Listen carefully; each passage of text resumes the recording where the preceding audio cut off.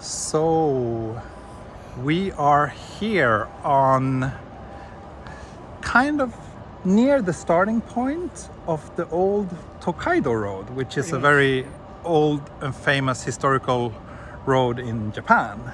And I'm here with a guest today. Hello. Hi. Hi. Would you like to introduce yourself to my I'm viewers? Alfie Goodrich. I'm a photographer in Tokyo. I've been here on and off for about 23 years, and I live basically in this wider neighborhood. So this is kind of my neighborhood, sort of. Yeah. And you are the first guest in this new series of mine. I've had guests before, but not really in the same way as today. It's always been live streams, but today it's not a live stream, but we're gonna go on a walk from here to what's the plan? This effectively is the second station of the old Tokaido Road. So that road went from Tokyo to Kyoto. And there's 53 stations, I think, but this is the second. So the first would be from Nihonbashi to Shinagawa. This one's Shinagawa to Suzugamori, and Suzugamori is pretty much where I live. And the thing of note about Suzugamori is that it was the southern execution grounds of Tokyo. Okay. Yeah. And they had a rather unique way of dispatching people, which is kind of gruesome. But okay, maybe we can talk more about that when we get there. There's not much left of, obviously you're not going to leave an execution grounds there, but there's a shrine. But this effectively was the seaside road. Interesting. Everything to our left would have been the sea, and there in fact are pictures of back just past where there's trains coming through. There's an iron bridge that goes over towards Shinagawa, and there's a picture of that bridge in the Diet Library from like 1905, and of Shinagawa Station like being next to the sea. Wow. And there's a picture of, seems to be like two kind of well-known pictures from that era, which are both in the Diet National Library, and the other one is a guy pulling a rickshaw, right by where I live, and he's on the embankment to the sea. Wow. So this was basically the seaside road. Wow. Oops. Yeah. So the landscape has changed a lot. Totally, yeah. I mean, everything. Now it looks like high rises and this crazy, massive danchi. Yeah, I mean, this is the end of Intercity. This very tall stuff we see here. So Shinagawa Intercity. There's kind of a load of high rises there. There's a symphony hall, Nikon have a museum there. Nikon's quite big in this area. Their first headquarters was in Oimachi, which I think you just did. Yes, I just came from Oimachi. So there's a Nikon Dori, Nikon Street in Oimachi. Right. Their first Honsha, their head office is still there. Okay. I shoot Nikon, so that's kind of a big thing for me. Nice. I'm a Nikon shooter as well. I shoot even though today, today me I've got too. the Fuji, I've got Hasselblad, and it's whatever works for whatever you're doing. Yeah. And you said you've been in Japan for 23 years on and off. First time it was 23 years ago, and then I was coming and going for about 6 or 7 years, and then 2006-07 we moved here permanently. I have a Japanese wife, we were living in the UK. Yeah. We'll take a little diversion down here. Yeah. Because it's an interesting little water basin and an interesting shrine, which we can talk about. So permanently I'm in my 17th or 18th year. Okay. And I've always lived where I live now. Okay. So we've always lived that house. That's your first Tokyo home. Yeah, well, yeah. And first and only. Where my wife and my mother-in-law had a house, so a flat. So we basically came to live here, and Mum lived with us for a bit, and she moved back up to Fukushima. Okay. So, but it's a good area. Yeah, it's. This is kind of like one quite historical thread that wends its way through the the 2 or 3 kilometers that is south of Shinagawa Station. Yeah. It's a funny area, this area, really. I mean, there's lots of interesting stuff going on. I'm just amazed with this. I have a fetish for danchi in general, and this is a pretty impressive one. The other side of it, there's a little bus depot, which is you can make for an interesting picture from the other side. Okay.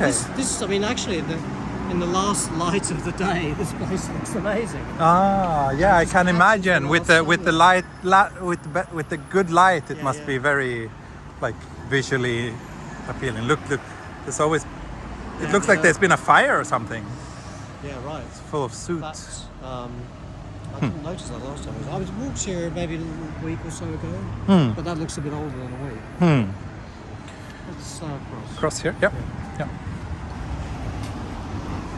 And you also do. I mean, you have a very impressive resume, and like with your clients, when I see the jobs you do, I get really. I'm a generalist, you know. I don't really. My only real speciality, I guess, is that most of my clients are in Japan. So I would say Japan is my speciality. Yeah. I don't really travel much overseas. But Yeah. I You shoot everything from portraits to cars and. Portraits to cars, fashion. I was last week in Aomori for a few days shooting. This way. Yeah, that's a dead end. Well, it used to not be, but it is now. Yeah, I was there shooting a steel factory. People who make stuff from steel rather than make the steel. So it was welders and factory bits and pieces. But you know, everything's a story. Yeah.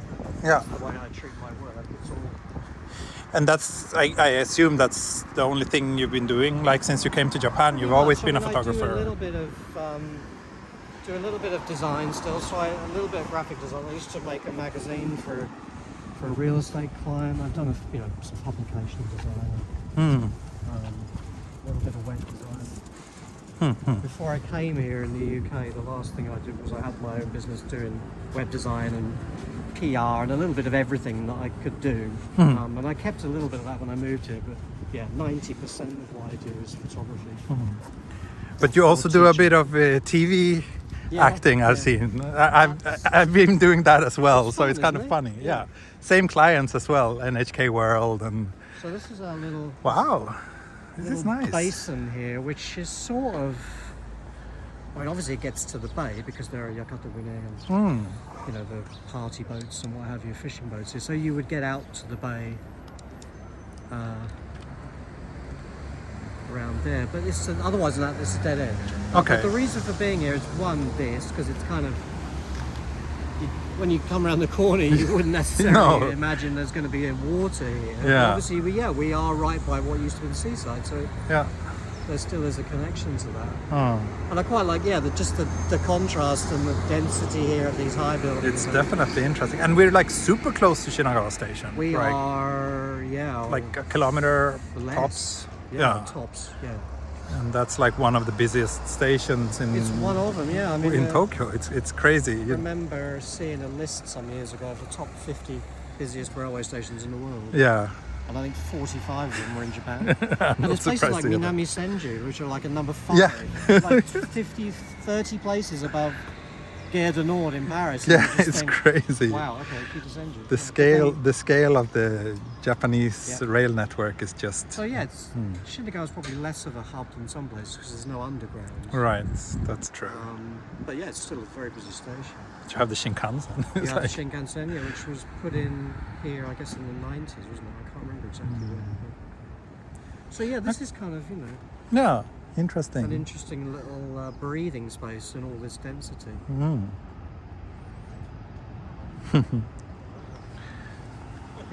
one of the reasons for coming here, just off the road, was there's a curious little shrine Okay. down here, which was connected to sometime back in the 1700s. A huge whale washed up here on the beach, Okay. and I guess perhaps they couldn't get it moving again. Two, it's obviously that's a large source of fuel and food because people are still using oil lamps there. Yeah. And the shrine is dedicated to the whales. So Okay. There are allegedly a load of the whale's bones buried under a mound here. Oh. And there's just one or two curious little bits and pieces there which are obviously whale related. But Interesting. Japan obviously has an interesting and it's so controversial relationship. Yeah, definitely. It's it's a touchy subject that maybe we shouldn't get too No, we won't go much there. into, but I don't. I think it's nice that people leave whales alone. Yeah. It just happens to be that there's a shrine here. The other thing that is in this neighbourhood, which is sort of remote, is that Mari car company has a garage. Ah, down the but didn't street. they go bankrupt? Well, that's what I heard, and then Yeah. apparently somebody. And they got somebody sued by posted a Nintendo, picture. right? Yeah, they did. Yeah. Ah, here's Somebody also posted a some picture the other whale. day and it was all back again. Huh. So here we are. Whale statue. These Yeah. are some little kiddies Yeah, and whale themed playground. bounces or whatever you call it. Yeah, the little shrines. Ah, it's a very it's a teeny very tiny. one of those super local tiny little shrines. Yeah. Nice. I don't believe the toilet block is whale themed, but Oh. it seems to have a seaside pattern of tiles on the outside. Yeah. I think But so that's- this was basically This was the seaside. The seaside, I guess, and this yeah. was a beach here, you know. So so everything. everywhere we are. So yeah, everything east from here is like man-made land, basically. Yeah, and then most of it. Oh, this is the shrine. Oh. It's tiny. This is cool. It is very tiny. Ah. Stone reimagination of a whalebone. I mean, it is too super tiny. It is very much one of those neighbourhood shrines where if you blink, you miss it. Yeah. But it's on the list Okay. of 100 scenic spots in Shinagawa, It's which impressive is that they extremely. even managed to dig out. Like in Japan, they really love their They do, 100 they're- something lists. So Kagata Jinja, yeah. It's that 100 scenic spots is a rather mixed bag, as what you said, but yeah, it's good. Like, people, have some pride in their locality. Yeah, yeah, Any list that anybody ever makes is always a bit subjective. yeah. So yeah, that's it. Huh. Teeny tiny Yeah, shrine. shrine is pretty unremarkable, but they're I mean, certainly charming. quite a lot of these neighbourhood shrines are. Yeah, I mean, they're yeah. unremarkable visually, maybe. Yeah, I mean, I find it's one great thing about being a photographer is obviously you can find beauty in anywhere. absolutely. So there's always that. Absolutely. I mean, yeah, it still has some It's still gravitas nice. for the locals. Absolutely. 300 years ago, we would have been probably up to our knees in the sea. Yeah, And persona non grata. being definitely. white boys. Yeah, yeah. Yeah, speaking of that, like we're one day after Japan just opening up again. I know, it's like, let's cross there because it's probably the most convenient place. Yeah. Otherwise, it's hopping over the crash barrier and breaking rules, which we don't want to be doing one day No. after No. the foreigners have been allowed back in. Yeah. Yeah, it's great that people can come back. I mean, Yeah, I think so That's the too. bottom line, isn't it? It's been far too long. there's Like, all sorts of other things people are talking about, but yeah, basically, it's just really nice that people can come back. after such a yeah, long I time. think so. And, I mean, I guess both of us are partial in the way that we both Yeah, we're we're working with inbound tourists. Yeah, but- I want to see them back. I've had I mean, even business clients coming from overseas that dropped to nothing. yeah, yeah. I've had, I think, two foreign clients in 31 months. Yeah, So you have to find other things to do. yeah, yeah. I started a YouTube channel. That embarrassing moment where you realise that the side of the box says I- Oshticker, yeah, please I- push the button. I hate that. It there happens we me go. all the time. We could have done another hour of video probably. Yeah. So yeah, basically we would, I guess, I don't know exactly where the map line puts the sea 300 years ago, but effectively we would have sort of been walking back up the beach to the embankment road. I find it very impressive to think that like even back then or like in the time since then and now Right. people like humans could actually build make new land like this because these streets and these blocks Yeah. are not brand new. Like most of No, it they're looks not. I mean, I think pretty- this is a This curious, is- cute little cafe. oh, it's a little whale themed cafe. They do, yeah. Zakka. Yeah, so I think the other name for the shrine, apart from it being Kagata Jinja, the kind of colloquial name for it is Kujirazaka. Kujirasaka. Maybe Oh, it's way- yeah. yeah. Yeah. Whale Hill or Whale Slope. Yeah, whale slope. Yeah. Yeah, it's last slope. Think of a whale.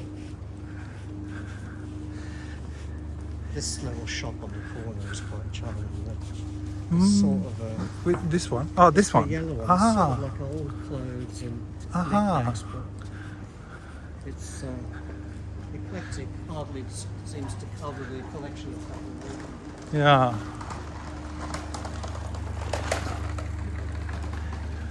Yeah, the amount of times I've wandered down here and seen that dog out the corner of my eye and thought it was real. Quite numerous. Yeah, I can imagine. There's a different scarf on every day, I think. So yeah, like anywhere, there's a bit of construction going on. This is a bit of a shame because this building, because opposite here there's a company that makes those kind of mascots that you know, the suits that people wear. Ah, like And the Yurukara. Until like- recently, there was the window of that place that's under construction was full of them. Aha. In the evening would make quite a spooky sight because they're all kind of pressed up against the window. Yeah. So yeah, it's kind of little old shops, restaurants. There's always some good smells walking down here. Yeah, definitely. Yeah, anything you can't do. And it's lunchtime. I actually had lunch at a yeah? tiny little basement restaurant This is some around lovely here. place. Yeah, it was really good. Had some fried oysters. It's the season, isn't it, Yeah. for oysters.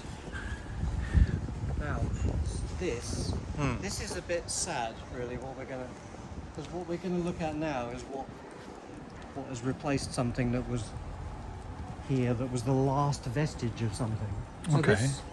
this wall that this house is sat on, up until 3-4 years ago, was an original piece of the sea wall. Oh. That was the only piece that was left Oh. on this entire road. Wow. And you could even see the rope marks around where the boats had been tied up or whatever. And this basically, I guess, would have been a slipway into the... Yeah. Huh. But yeah, I came here, I think it was the beginning of the pandemic. I came out with my kids for a walk and noticed that had gone.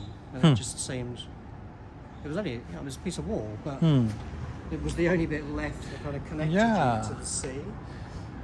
That should have been also preserved, maybe. Well, yeah, in a that way. was Like definitely- this. that Yeah, was this the is something. 101st scene Yeah, spot yeah, in Shinagawa for yeah. me. Huh. It's a shame. I think that mindset is changing a bit with regards to conservation, but Yeah. it would be nice hope if it so. did.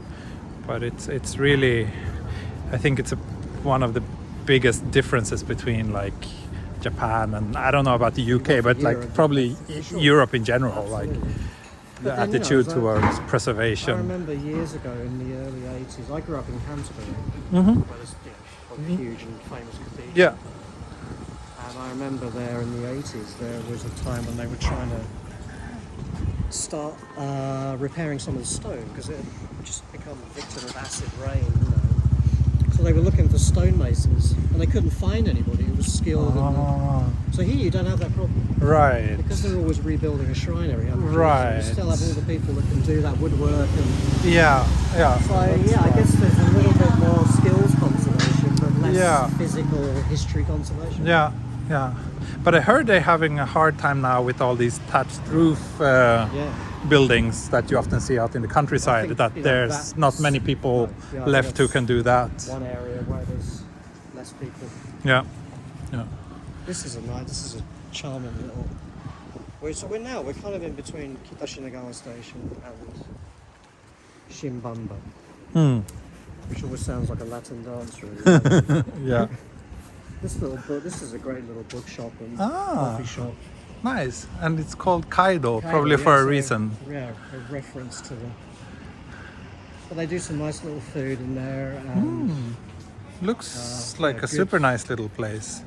if you want a hot dog with a real sausage in it, Mm. that's the place to go. I'll sneak up a little bit. I'm always like reluctant. But yeah, they have. It's charming, nicely designed. Yeah. Nice Definitely. books and magazines. Up until recently, obviously, when things changed, I would do like a New Year walk along here because for that first few days after this shop's awful. First few days after New Year, you Old have that, tobacco shop that has been turned into like a shoe shop. or maybe it's Shoes and sandals that Yeah. also does tobacco. So you have that first few days where people come to the shrines. This is one of those Shichifukujin, like 7 gods of good fortune. Right. This is one of the shrines on that list. Narita-san? Yeah, not the narrator, is it? It's the little brother. Oh. But yeah, it's a busy place. We'll go around. And this looks like a little There's a nice snaku spot around the corner. Yeah. street. This has all been. Yeah. This is recent. Yeah. It's not long for this earth. Not walkability. But yeah, so it's very busy here after New Year. So I would normally have you'd do a photo walk during that time from Shinagawa, along the whole road from Shinagawa. Yeah. And we've sat in that cafe and had a pit stop. Nice. Yeah, it's a nice little place. It's unfortunate that we have such kind of bland light today when we're doing for me, this is great. This would be great portrait. absolutely. For portraits, but yes. It's not great for making a landscape. Yeah. So this is another one of the shrines on the 7 gods of good fortune. And also one of the 100 scenic spots in Shinagawa. Really ticking the boxes now. Yeah. Yeah, so it's curious because it's on a corner. Yeah. It's kind of literally the This corner of this house is kind of interesting too. Yeah, It looks the one like corner, which we'll see in a minute. There's one of the very few examples of a real old brick wall. You don't find many of those. no. Because obviously brick walls will fall over easy. Yeah, So yeah. They're not very And earthquake yeah, proof. things just tend to get, construction is an ever-moving steamroller in this country. But this is, I love this tree that sits there. Cute. Yeah, that's kind of one of the things. Yeah, here's the brick wall. Quite a good one. One of the things that I really, why I started this YouTube channel is because it's so much fun to just walk around, discover, like everywhere in Tokyo, there's like hidden gems and like you find some cozy little. Not necessarily just take loads of pictures, but I quite like this little row of rusty drawing pins. Yeah. And with the brick wall behind it, it's kind of cute. It's the little things, folks. Yeah. Yeah, so this wall is great. I mean, it's period, I don't know what I would guess. Taisho maybe? Like early 1900s? Maybe. Could be Yeah. earlier, I don't know. I mean, the shrine obviously is not one of those ones that looks like it's been renewed. But it doesn't even bow out, this wall in places. Some of these old walls you find are kind of pretty straight. Yeah. But that's not, as a British But guy. I wonder if it's like from before the big earthquake. Could be. I mean, Taisho would be pre-Kanto Yeah. earthquake. Then it's in impressively good shape. It's one of those streets where I've never bumped into somebody who looks like they've lived here forever to ask them. But it's just not. It's such a familiar texture for us as Europeans. But Yeah. it's really not. You don't see it often in Japan. So That's this really is- true. Yeah. Suddenly a brick wall becomes This is our 102nd. Yeah. Yeah, we're adding. And this looks like what Hare. antiques and things. Yeah. No, The picture kombucha. frame. Oh, The nice. picture frame niche in the wall is quite cute. So it's Chinese medicine. Oh, really? Yeah. Yeah, that's what it's Kombucha.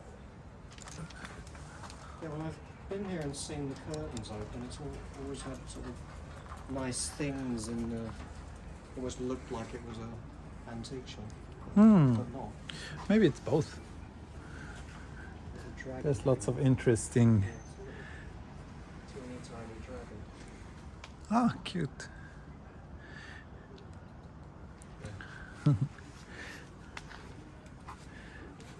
So yeah, the famous brick wall Yeah.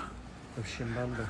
And I've made a thing about like all the cones Oh, I love in cones, Japan, yeah. and this is a unusually It cute is, yeah. little Well, I'll tell you what then. hazard I shall have cone. to share with you where in Shibuya-ku there are Chanel road cones. Oh, really? Yep.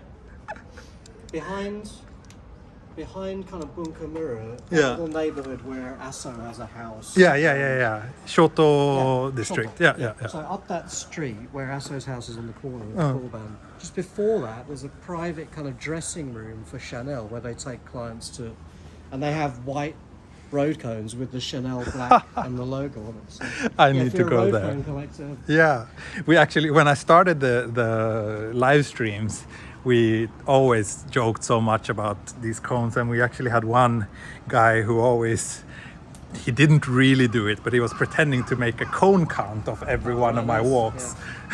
cool. So yeah, Yeah, the cones are great. I've been fascinated with them ever since I started coming here. The ones that are lit up and it's yeah, awesome. and just like this, I don't know, it to me it kind of symbolizes this something about, it says something about the Japanese society to me, that like this, that people need to be protected from harm in the most ridiculous Indeed. ways sometimes. More cones. Yeah, Yeah, the cone guardian of all dangers. yeah, These two are doing Okay. noble work, protecting us from the corner of that from building, walking into that corner. Yeah, which doubtless people have done. yeah. Yeah, this is probably our furthest diversion off the road. Okay. But this shrine at the end is definitely worth a look because it's a Shinagawa ginger. Yeah. It has, although like many places where you can view Fuji, you can't view Fuji anymore because stuff's been built Yeah. between. Yeah. But it has a Fujimi, like a Fujimi Ah. taka, you know, little. I actually climbed that now on my live stream Alright, just nice. now. Yeah, yeah, Well, yeah. we'll just look up the stairs. 'cause Yeah. It's an impressive set of stairs. Yeah. But yeah, again, so at New Year, this is one of the main attractions on that seven Right. gods of good fortune shrine route. Mainly because this is the one that's good for good luck for work. Aha. So what you tend to find here, you know, that first day back to work in January, you'll find all the company folks here in their little uniforms and Yeah. what have you. All the new climbing up the recruits stairs or to- just you'll everybody? find Chacho and Bucho there with all the staff, you know. So people come here to get their good luck for work. Nice, nice. And that's the Fujimi That's the Fujimi Saka Zaka, up there, right? Yeah. Yeah, no, I was climbing all those stairs just a few hours we ago, won't and do that again. I don't mind doing it again. Yeah, It was well, just kind of like an anticlimax because like you're expecting something really nice up there, and then it's like just All right, then an empty flagpole. We'll share that anti-climax. yeah. Let's do it Yeah, again. it's really, for me, this is really a New Year thing, and it's a July-August thing when they have the Matsuri here. And they carry the Mikoshi up and down those steps. Oh, really? Those Yeah. narrow, tiny steps? Wow. So I have one picture, which is a real fave for me of that shrine, which is them carrying the Mikoshi, and that was the first Matsuri after 311, so it was the summer of 2011. Yeah. And everybody just sort of had there was that, you know, everything was tinged with this kind of sadness and having fun, but trying not to have too much fun, you know. Yeah. Kind of. But it was definitely a release for people, and the light was just beautiful there one afternoon. But yeah, that Mikoshi up and down those steps is quite. Yeah. That's definitely. That would not be legal by Swedish labor probably not, standards probably in not, Sweden. Yeah, health and safety would have got rid of that. Yeah. In most countries. Yeah. Yeah, they're quite an angle, aren't they, those stairs? That's a good 35 degrees. I didn't really notice all these dragons around Yeah, the yeah. Tori. Yeah. That's kind of unusual. So we are ticking 3 boxes on our 100 scenic spots here. Okay. Nice. A couple of, the festival is one as well. Yeah, so it's June, okay. Should have tried to tick them all up in one go. Yeah, so that's quite an angle Yeah. to carry them. And it's not Yeah, one of those it's teeny pretty tiny steep. Mikoshi. It's quite It's a it's full-blown. quite a good size one. Yeah. It's good for my cardio. Yeah. Yeah, you recently had a bit of health I had issues. a problem with my pancreas, which was, so I'm off the booze and I'm off all Yeah. sorts of I things. used to always enjoy your like oh, that's the end of the day. Now I'm Yeah. gonna enjoy my Chu-Hai Now tweets. I'm still trying to find that what that end of the day drink can be. Yeah, The yeah. beginning of the day drink is usually rooibos tea, so Okay. I'll have to find a calming herb tea to. Yeah. Yeah, you know, it's 2 years of having a cheapy drink every day because of So it was like COVID a work pandemic stresses and things, thing. Yeah, yeah. definitely. Well, I think that definitely didn't help. Mm. So yeah, quite a good view down. That's part of the non-anti-crime experience. Domino's Pizza. Yeah. My Shrine viewers to commented modern- on that. Yeah. modern food culture. Should we just go down and have a look let's there? have Yeah. a look 'cause it's- It's quite beautiful. Yeah, so here on the where these two braziers are, you can't be able to see next to the cars. That's where they'll burn all the stuff that people bring from the. Ah, previous right. year's Yeah, yeah, yeah, charms. yeah, yeah. Yes, there's always a good healthy fire going on there, which is nice in the winter. Yeah. And a big queue of people. And free green tea. Nice. It's always one of the highlights of coming. Yeah, and this kind of, I don't know what the generic word for these things is, but it's kind of a music stage. So they'll have they'll have a band on there as well. Okay, a music Both stage. at festival time. Yeah, and, yeah. Sometimes at New Year. Yeah, I've seen these there's quite a few shrines along this road have that thing, whatever it's called, but it's basically a stage.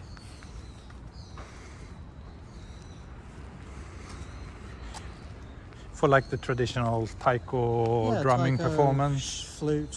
Hmm.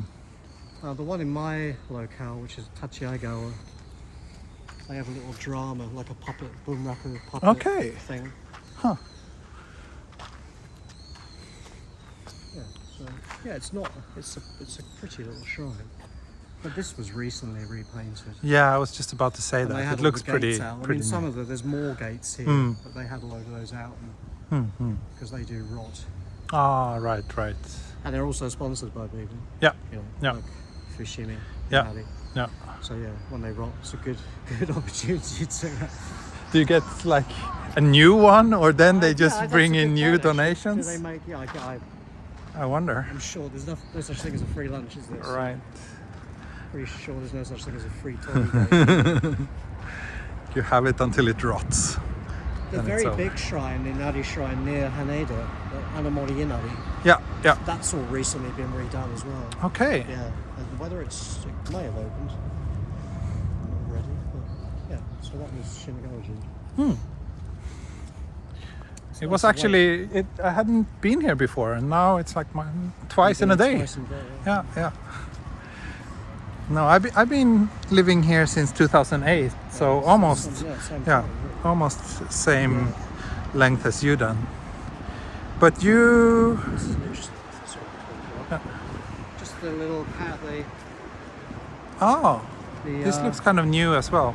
Yeah, I don't really know what's going on with this, to be honest, but it looks nice. These are like carved into the rock. Definitely the shiniest thing in this shrine. Yeah. Yeah. It's the problem with being a visual guy. Sometimes you get drawn in by the shiny know. things and don't necessarily find out the backstory. Yeah. I'll de-shame myself by googling it when I go there. I always say that also on my streams. Like, it just occurs to me how little I know about Yeah. this place. Well, I mean, I guess it's one of the reasons I wanted to bring you here was because this is probably the one route I know the most about. In Tokyo. And I like to find out stuff, you know. Yeah. I don't know. I mean, everywhere I go, but this is my hood, you know. Yeah. So it's, and this is where I walked when I first moved here, like 2 or 3 times a week. And that time I was sporting like a red version of the puffer jacket. But, and after a while, it worked out that was how I got recognised by the locals. So that after like sort of seeing me 4, 5, 6 times, they were like, "We've seen you before." Because of your jacket. Partly because I was kind of Huh. easy to see. Yeah. And that was sort of, that's how we got talking. Hmm. So quite a lot of my early Japanese practice of moving there was done on this road with just people Yeah. who had a little factory or a shop or somebody who just decided to speak to me. Yeah. And how's your Japanese now? It's not bad. It's not, I'm not like a native or anything. Are you like? Kanji-wise, I can't really. I don't Are read you the big emailing lists. your clients I do that, by yeah. yourself Yeah. or yeah? Yeah. That much I can do. The way I always figured is if I could have a nice conversation with somebody I could bump into in the street Yeah. and talk to my clients, Yeah. then that would be enough. I've never gone to school, so it's all Oh. ear. That's impressive. Yeah. I went to school for a year when I first came I think here. that makes a huge difference, and I would have liked to have done that. But Yeah. the priority when I got here was getting the business role. Yeah. And how has the journey been, like as a photographer here? Like how was it? Yeah, in many respects, I think it's been a lot easier than it would have been if I'd stayed in the UK. Yeah. I think there's still I would never call myself an artist, but I think for artisans, there's definitely more respect in this country. Yeah. And there's definitely, just on the practical basis of there being more magazines and more paper still used in this country, so there's that too. Yeah, I love that how Japan still has a very vibrant magazine They do. culture. A lot of them seem to come and go, but then a lot of them do stick around Yeah. as well. Yeah. I think above all, the biggest thing has been that I offer just a different view to my Japanese clients. Yeah.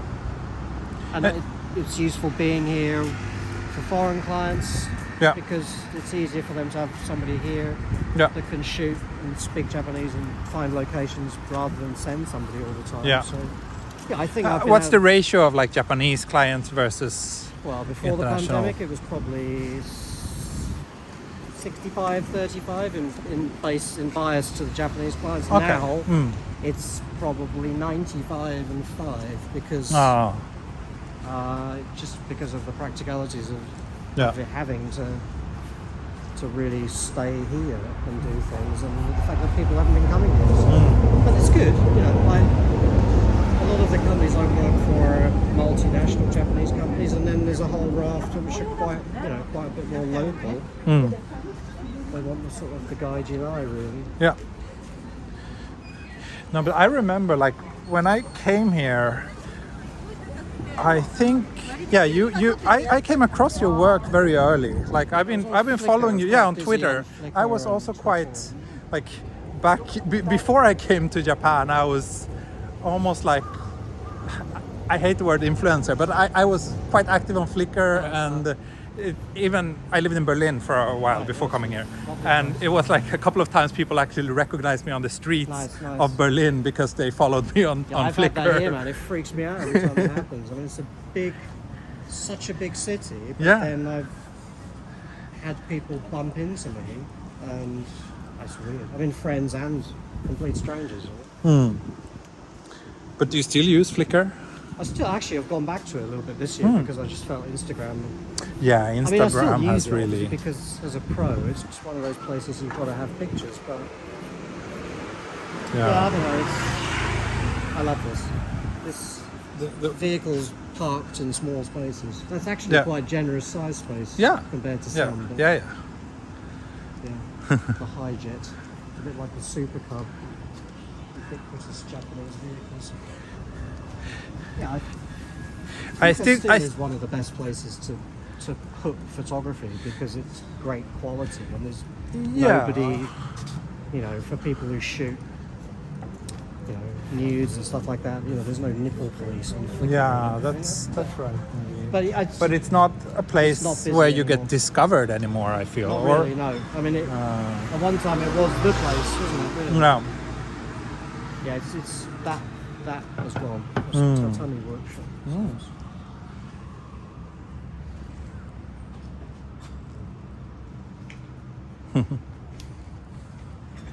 Just get the width of tatami over the restaurant next to it. And here's another shrine, temple, temple. I guess. Yeah.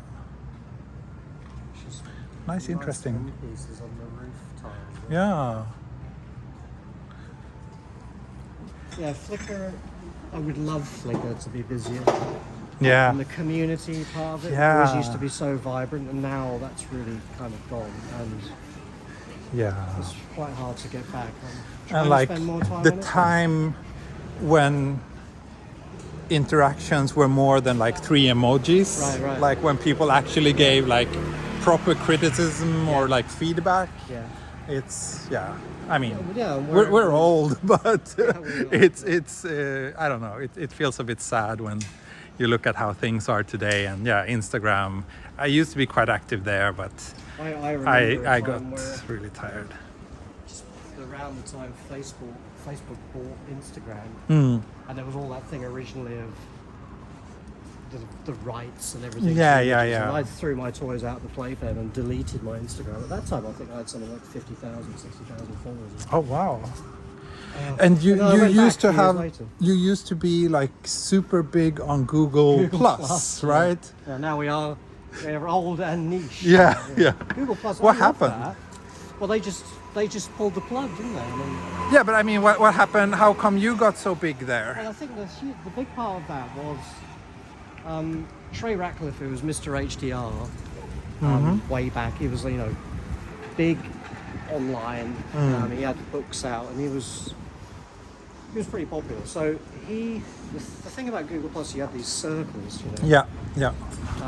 So Trey had added me. Trey had been here a couple of times to do workshops, and I'd helped him do the workshops, and we'd done some things together. And, he added me to his photography circle, Okay. and that's what began really to kick off people finding me. So yeah, I mean, the peak of using the platform, I had 1.9 million followers, which is Wow. just extraordinary. That is. It was like that in the is top 5 of impressive. Google Plus users in Japan, and in the top 100 of people in the world. And it was great, and it really helped my SEO for my own websites, Yeah. because everything you posted on Google Plus, if you there was a way of wording it where it would really help drive traffic. Yeah, and I guess It was a shame. since it was a Google product, it was even more Absolutely, closely yeah. interacted So- and giving you the Yeah, it was CEO. a shame that went. But Google have a bit of a habit of doing that kind of thing. I mean, the RSS reader was another one. Just evaporated.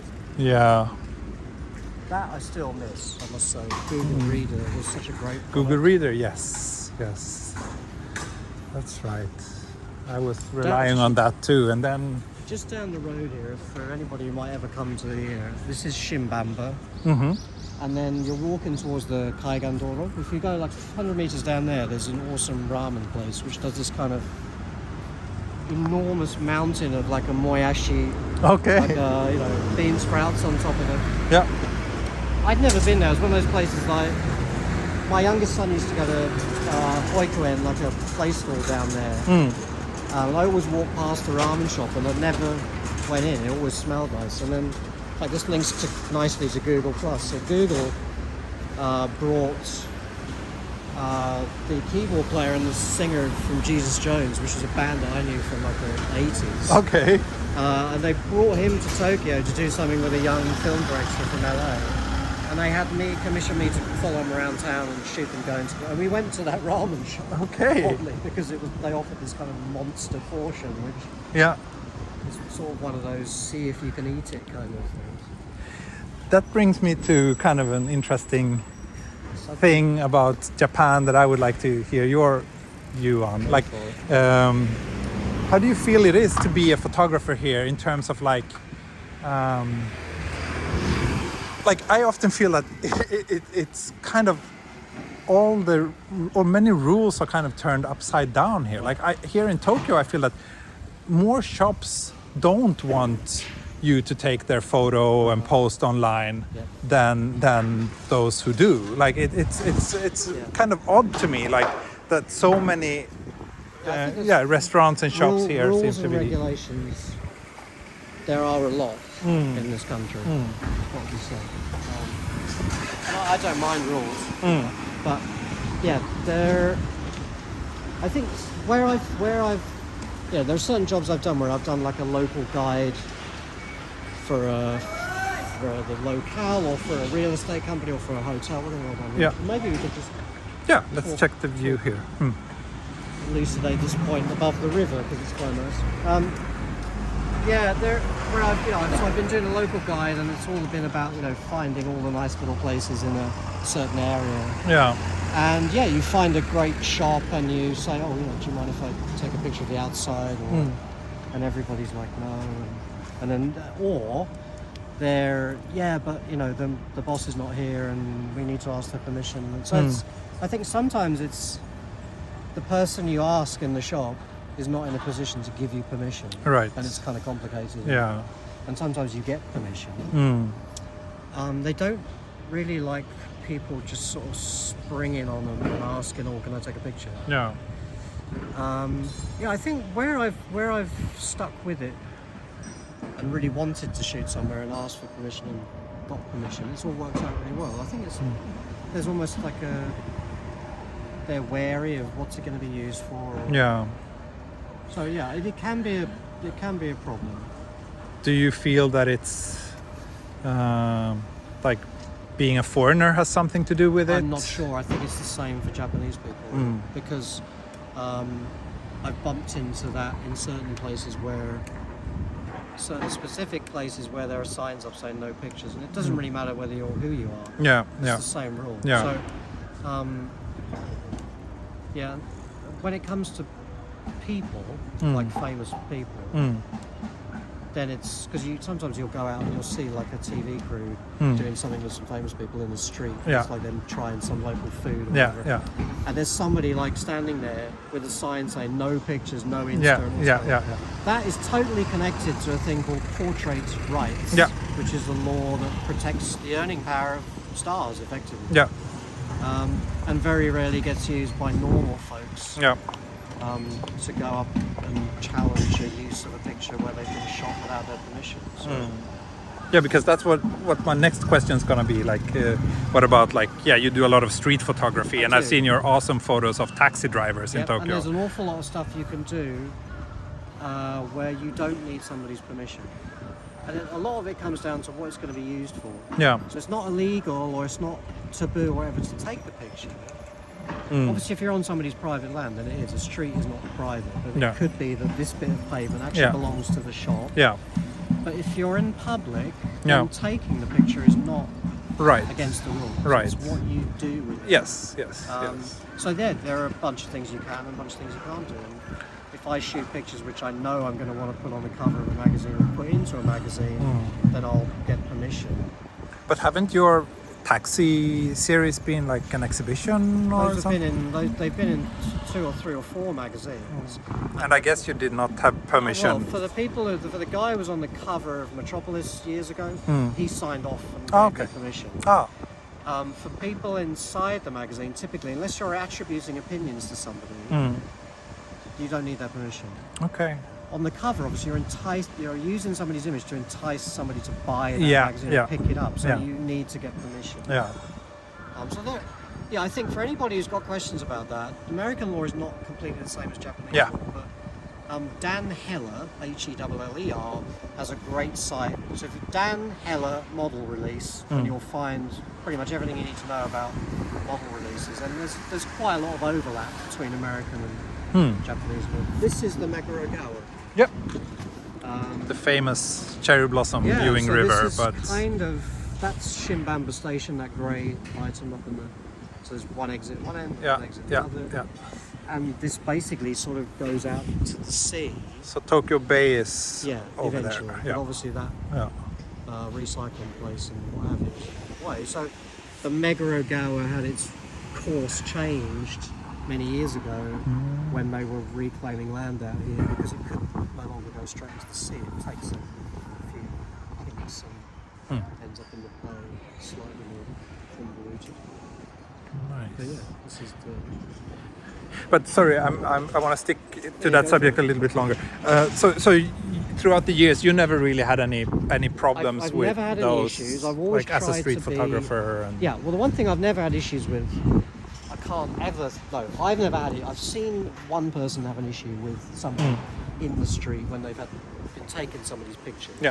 And it was that was up in Ueno in Amayoko, and it was one of the guys who basically is a homeless guy who lives in the street, and I think he was upset that somebody was taking this picture. Mm. But I've never had an issue with that. Mm. And I tend, you know, for me, taking pictures of strangers is all about finding moments of what I would call everyday heroism or beauty. It's not about, you know, necessarily something like, you know, there are street photographers who are right in somebody's face with a flash, and it's all about Bruce you know, Gilden. Well, yeah. Yeah. Notice how I diplomatically allowed you to say that. Yeah, I think, you know, it's not really, street photography is not really about that kind of thing for me. Yeah. So have a smile on your face. That solves all sorts of problems. Yeah. You know? And digital photography is great because you can just turn the camera around and show somebody, and if they're interested, they'll. So yeah, I've given people business cards. I've made some nice connections. That's great. This one is kind of cool. For one particular little reason I like this. There's some interesting, like the omikuji, the little wishes that people get. They're wrapped up. There might be some still over there, but they're wrapped up like a little arrow, which is quite cool. But the Emma, the wooden tablets that people write things on, there is the most peculiar collection of them here that have been here for years. They've faded over the years. Not these ones, but I don't know if they're still here anymore. Like Maybe these are not. nice, tiny ones. Yeah, right. So there were a whole load. And this one here is quite faded. for years, which had this.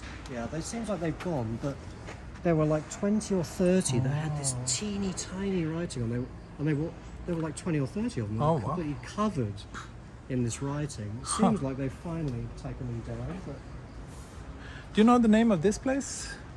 this is Ibara Ginger. Ebara Ginger. Okay. So this is on the Megara River, just by Shimbamba. Yeah. Yeah.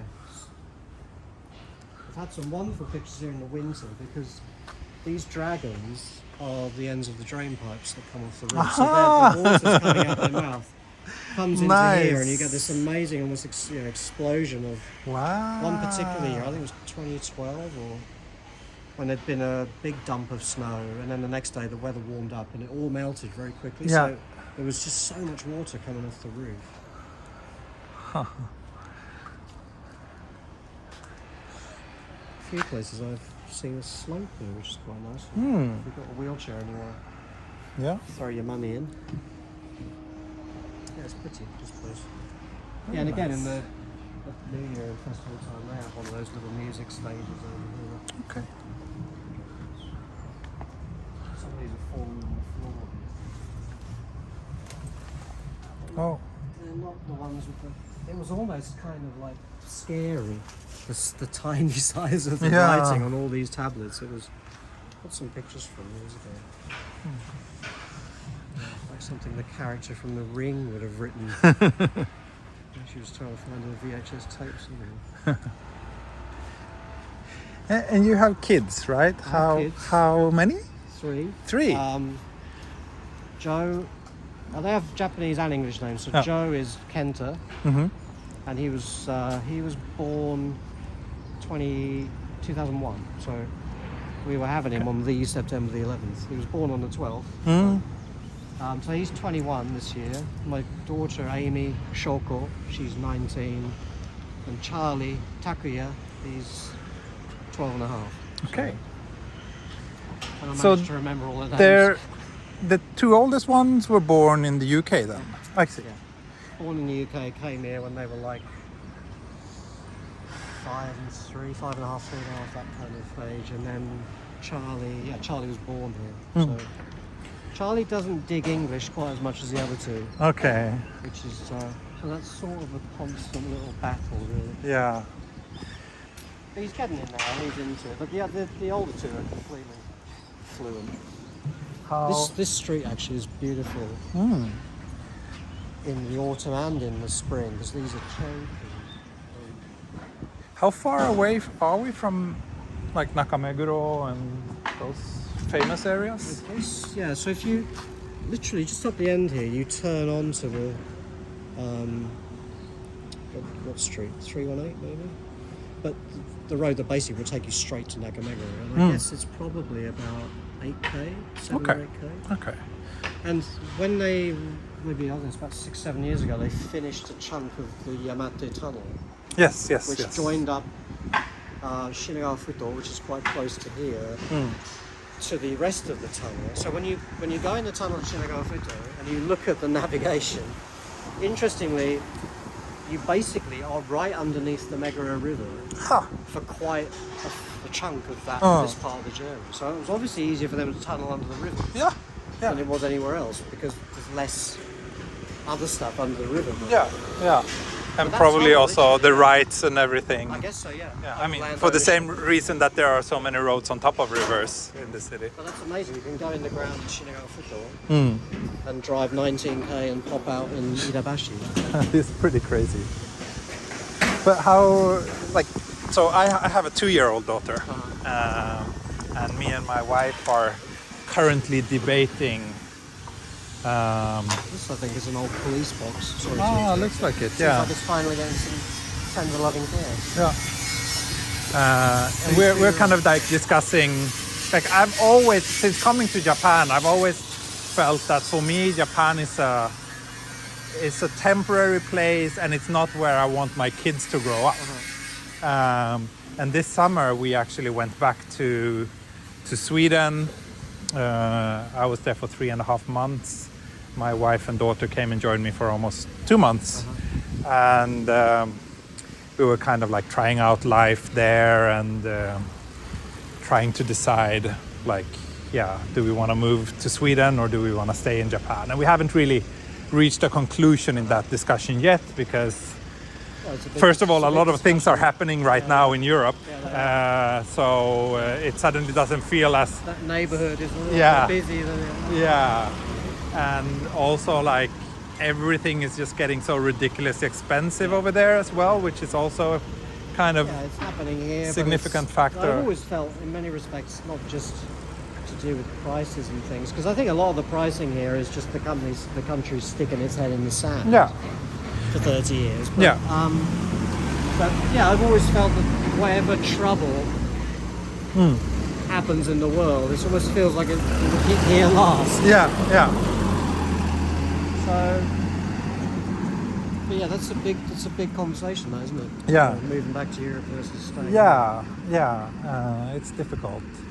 But how did you and your wife always feel that Japan was the right place to raise kids? The reason we came here was quite a lot to do with the fact that in late 2005 my mother passed away, then 6 months later my father passed away. And my wife's cousin had been in a bad road accident and was left paralysed, and it's just a lot of really big stuff happened in a very short space of time. And it just felt like it was time for a change. And I don't know, to some extent it just felt like there was a storm coming that I just wanted to get away from. And that turned out to be the Lehman crash. So the only decent financial decision I think I've ever made in my life was to bring all my money out of the bank from England and change it all when we moved here. And if I hadn't done that, I'd have got 50% of my money less the following year. So the pound took quite a beating. The rate I changed that was 210, which has never been back to. Oh wow! And it was 105. 15 months later. So I think there was just we had personal reasons to leave. It's typically felt like a good decision. I think Brexit for any British person has put another shine on the whole. I've seen you've ranted quite a lot about that on Twitter. I grew up in Canterbury, so I grew up closer to France than I did to my own capital city. And I was in France a lot as a kid. It was twinned with Reims, the city, and I spent a lot of time in France. I always considered myself a British European, so it just felt like that was the daftest thing I've ever heard of, leaving Europe. And I think largely that's how it's turned out. I don't think it's done the Britain any favours. No, I don't think there's many people who think it's good today, right? No. But so I think there were personal reasons to come to Japan. What a lovely sign! Showa neon, and the one on the roof. You can see this Ooh. from the keiki line. Ah, nice. So yeah, it's lit up a nice shade Yeah. of red. Yeah. You get kind of blue hour Yeah. when that's switched on, and it looks lovely. Nice. Yeah, this one's about as sober as it gets. Yeah. But like now that they're, you know, they're All almost LEDs, entering adult life, like do you feel that it was a good, are you happy with their Well, we talk about it, you know. So, wow, 58 yen for cabbage. Sorry, distracted by cheap vegetables. and they have this like newly opened looks shop like that, signs, yeah, but it the looks like it's flowers. been around for quite some time. A newly opened temporary shop. Yeah. Here it actually says Kyu-Tokaido. Yeah, so there you go. It's got the little Shinagawa logo. I quite as logos for wards of Tokyo Go. I quite like the little Shinagawa. Yeah. It's a nice use This of one. the kanji for. Yeah. You know, we talk about life. Obviously, Joe's 21, Amy's 19. Even when they were younger, you know, we still talked about stuff. Yeah, I think, you know, as far as Brexit was concerned, you know, the morning that vote, you know, became the reality of that, you know, Joe said to me, wow, okay, so there's 27 less countries I can go and live in or get married or work in easily. Yeah. So, yeah, he was certainly aware, you know. Yeah, we talk about it. You know, there are obviously different challenges and different situations for them. They're half Japanese, half English. Yeah. But I think they're largely pretty happy here. Yeah. And we certainly talk about, you know, where do you think you'd be happier, here or Japan? Yeah. Here or UK? And for them at the moment, that's here. Yeah. Yeah. My daughter was going to go to Hungary for a year of university. But then, you know, everything kicked off in Ukraine, and that was in northern Hungary. It's dreadful, I can't remember the name of the city. It's the slightly northern city, which is very famous for a university. Okay. But it's like 100 kilometers from the border of Ukraine. And totally up to her. I didn't. I said, look, if you want to go, that's cool, you know. But she changed her mind. She's applied to universities. This place, I wonder if this machine still works, because that funny little machine there. Oh, that thing. Yeah. Used to tell you ghost stories when you push the button. Really? So we'll see if it still does. Mukashi, Kashi box. Mukashi box, the past box. No, that's a shame. Ah, too bad. But yeah, it told you apparently there's a lot of ghost stories around. There we go. 諸橋裕次郎と申します。ぶっ込みは穴子釣りの時にね、我々はよく使いました。まあ鈴がついていましてね、それでちょうど太い、まあ糸としては若干太いあれで先に重りをつけて針を4、5本つけてですね、それでまあ30メートル40メートル沖にまあ放り込むわけですよね。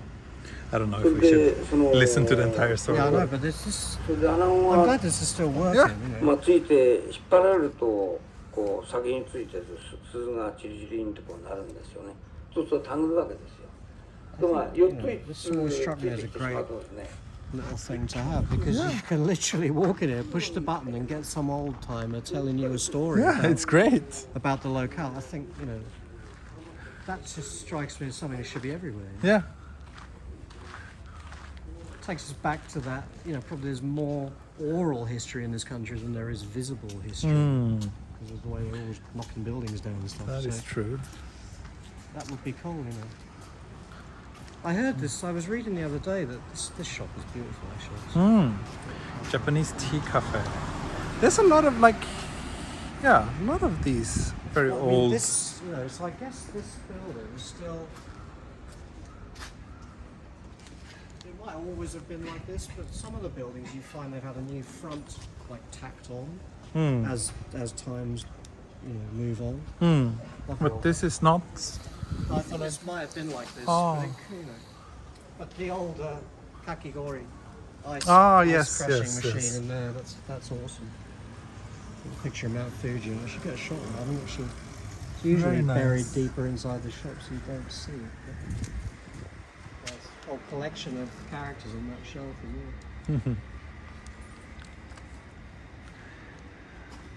The Maneki Neko seems to have both hands in the air, Ah, which yeah. is interesting. Money and good luck.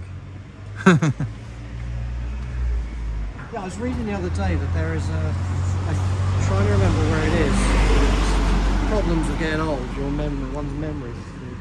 But I think it might be New Zealand. But there was like a living library where you can go and rent somebody for half an hour to tell you about their life, tell you their stories, you know, which I think sounds like a great Brilliant, idea. yeah. That's kind of like the Yeah, push a the button. automated version. Yeah, which I think is pretty cool. Because all these places have a story. Yeah. And I mean, nowadays, obviously, you could do it with AR or Yeah, yeah. AR would be that would be a great thing to do with it. And it's those two, awesome. Two characterful old ladies sitting there having a gossip. This place is Yeah. not least for that. the way A that- lot of shops are closed today. Did we What manage day is to Wednesday? go here on the TQB? Yeah, it is Wednesday. I think. Yeah, Wednesday.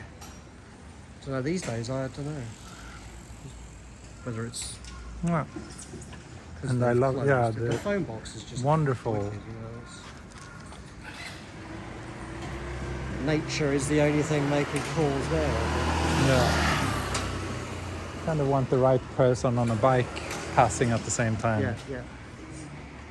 I seem to have a habit of doing that. Although the gentleman did slow his car down. Yeah.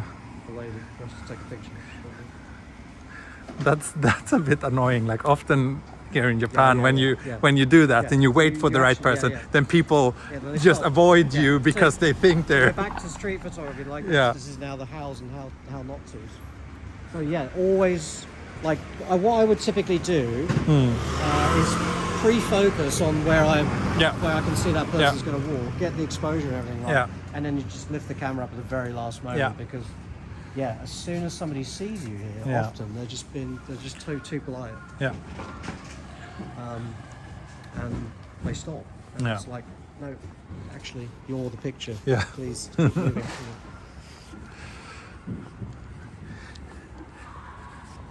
But okay, so to summarize, you would not advise against raising a child in Japan. It's been good for us. I think, nowhere's perfect. is Yeah, it? of So I course. think there's always that Yeah. level of a discussion. It's like a background radiation Yeah. level of the discussion. Is Yeah. Nowhere's perfect. Yeah. Except this vending machine is quite cute. It's blending into the wall there. And I think obviously now the kids are at a point where they're making their own decisions. And but I think in the round, This everything kind of has worked looks out. This, inviting it's too. Shall we have a curious look? little place because it's kind of almost feels like it is an ex-shrine. Yeah, there are obviously challenges with the school system. Yeah. Sometimes there are a lot of bullies Yeah. in this country, Yeah. across the board, in work and schools. Yeah. I Yeah. think that's changing. Yeah. We've been very lucky with the schools in our neighbourhood. Hmm. We literally live in between the Chugaku and the Shogaku. So I think living in the neighbourhood your kids go to school in has some effect because it's almost like the old adage of don't defile your own doorstep. So I think where there have been issues with the teachers, that's a wonderful old wagon. Yeah. I think this is almost like a shrine that isn't a shrine anymore. Just a great one. Yeah. With the kids' playground peeping over the back wall. That's awesome. So I think we've been very lucky with the schools. We've been on and remain on the PTA of the schools. It's only Charlie who's left at school. The other two have left. We've been involved and there are discussions about things, and the schools have turned out to be pretty good, and they're just normal Japanese schools. So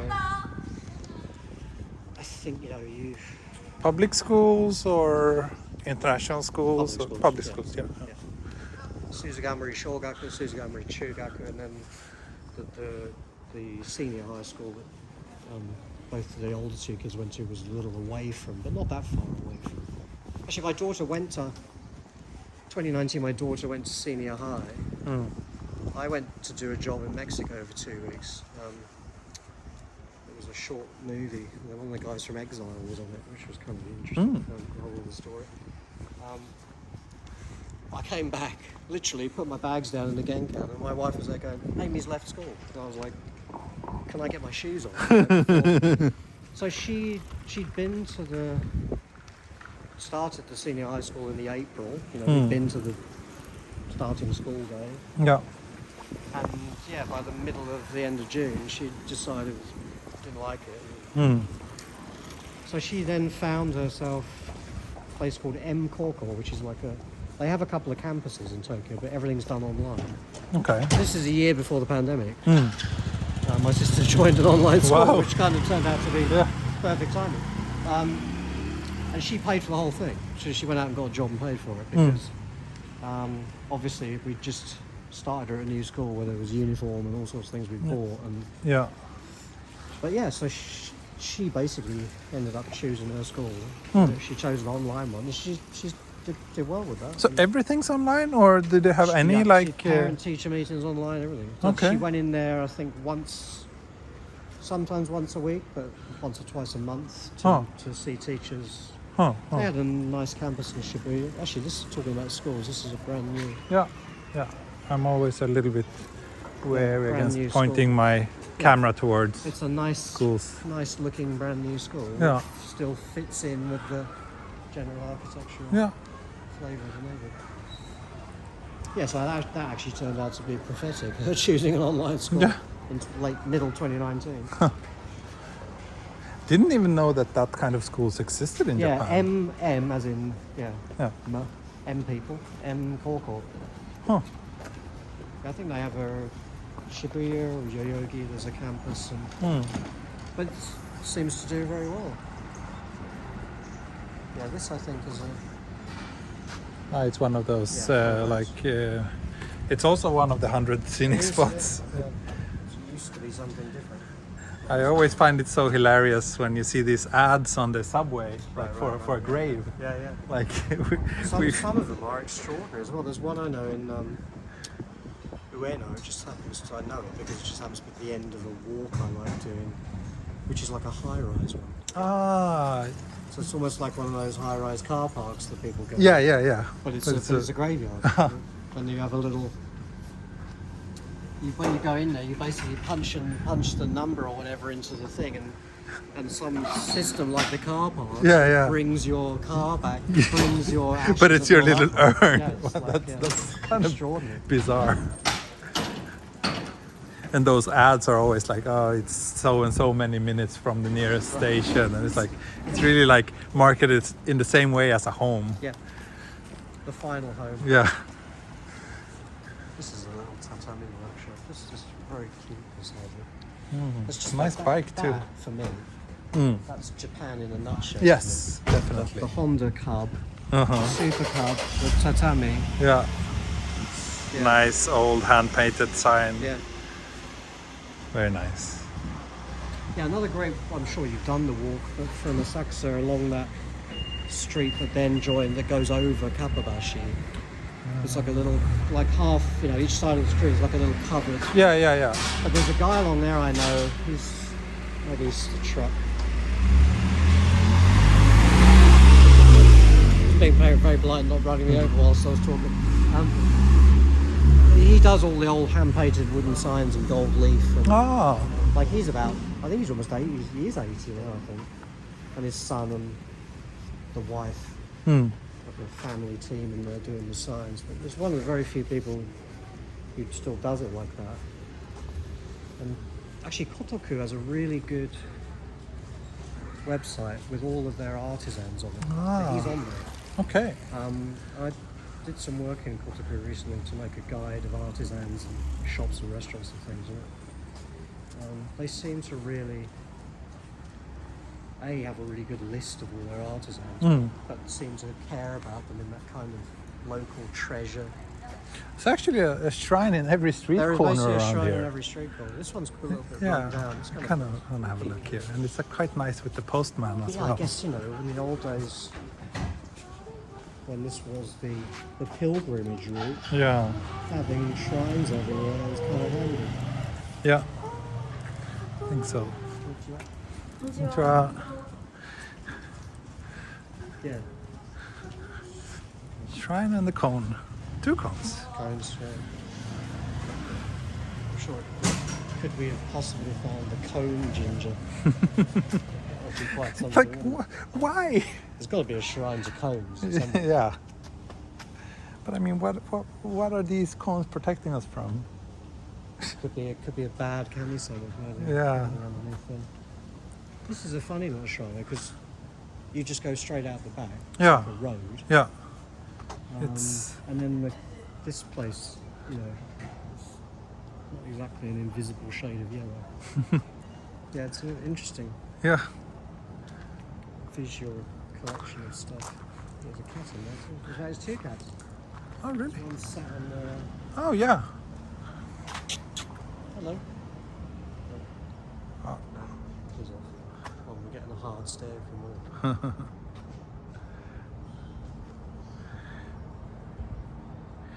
Yeah, one of the shrines that's not far from where we are now has like one of the stone posts that's used as part of the fence has got kanji on it that I was staring at one day because one of them was a kanji I actually recognised, which is one of those ones for fish, which is quite an easy way Yeah, to yeah, recognise.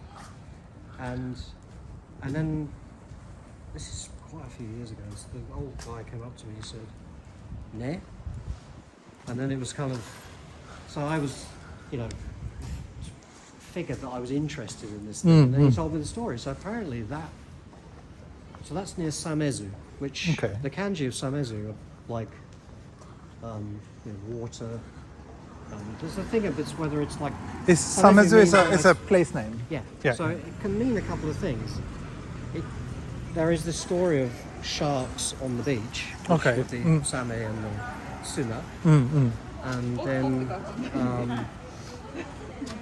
there is another one about fresh water where it joins the sea. Okay. So he was telling me the story anyway. That area used to be the fish market, like a couple hundred years before Tsukiji was the fish Okay. market. And it was also the area where the emperor at that time used to come and go fishing. So there's one And of these that's posts. where we're heading now. Yeah, just where towards. we'll find it. Okay. But it was, the post basically alluded to the fact that there used to be a fish market there. This is Aomori Okocho. Okay. So probably one Nice of the lamps. More, yeah, they are. He's in a pole or something. Yeah. Hey, the mummy.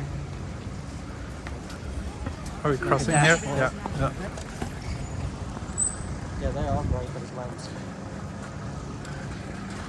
So this is one of the... Aomori Okocho is probably one of the busier spots on this route. Okay. And it's one of the stops for the express as well Oh, on the okay. train. So, Yeah.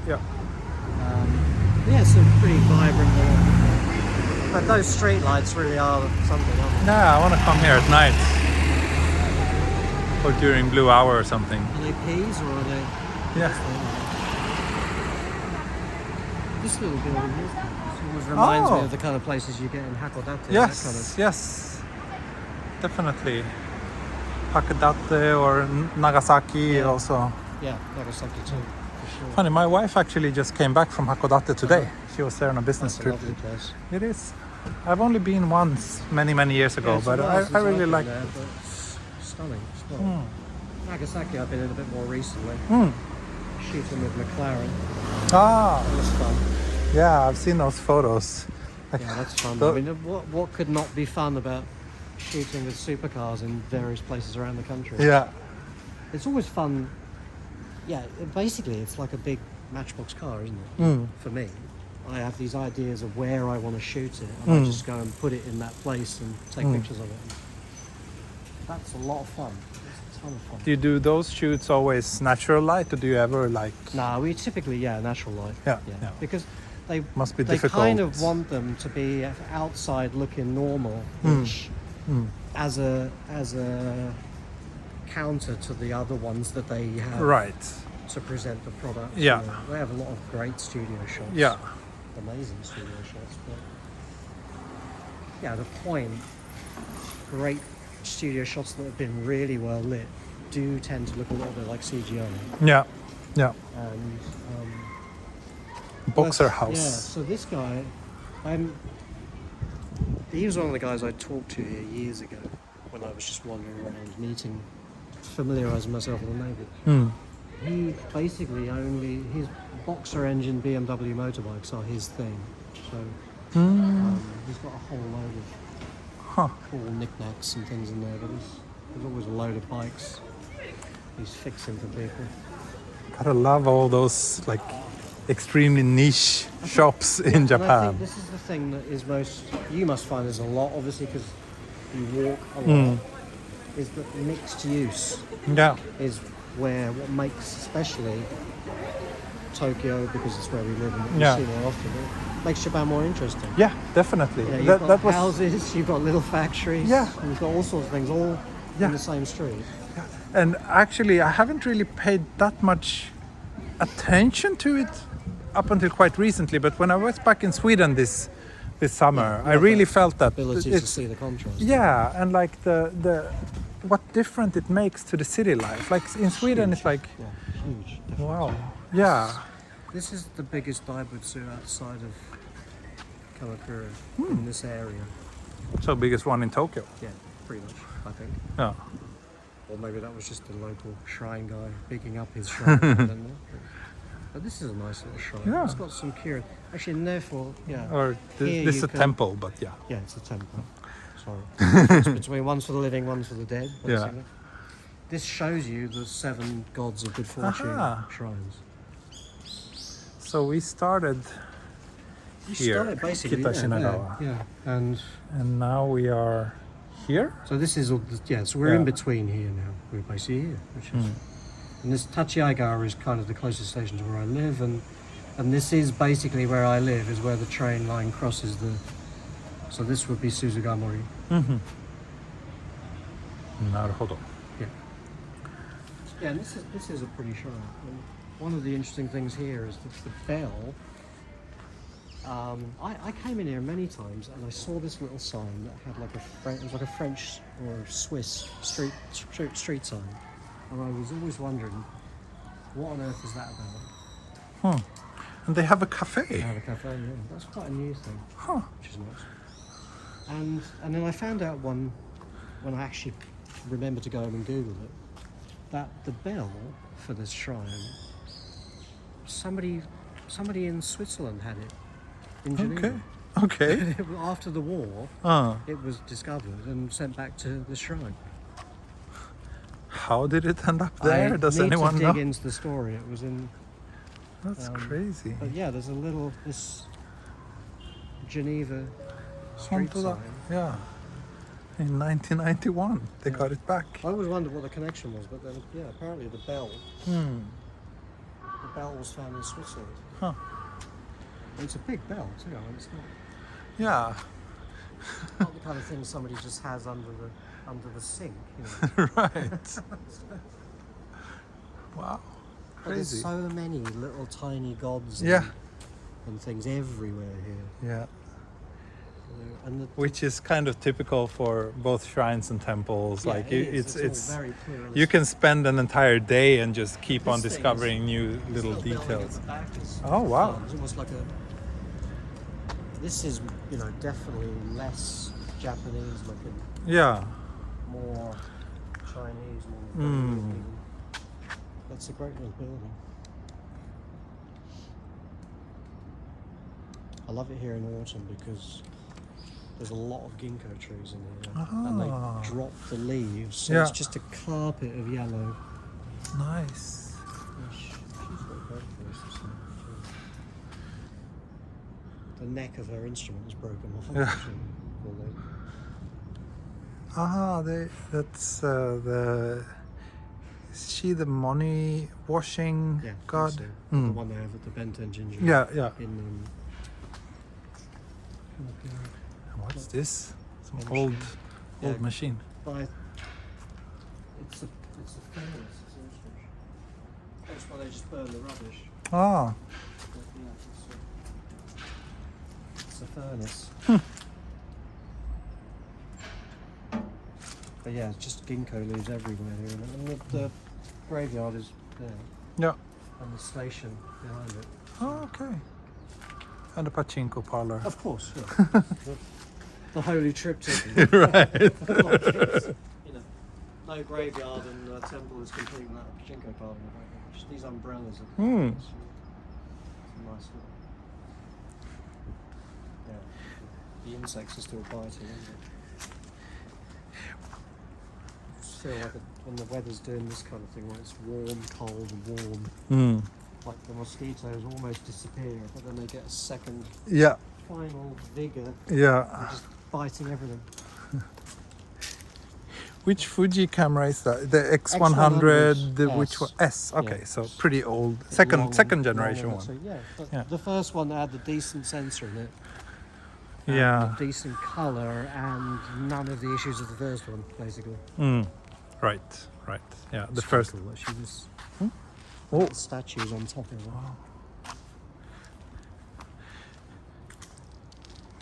but I got the impression that most of the cameras you use are a little bit on the older side. Like Yeah, you're not one of exactly those shooting with photographers the latest who. thing out the gate. No. Yeah, tend to shoot with stuff until it dies and then get Yeah. something else. Which Nikons are you using? D800E, Mm-hmm.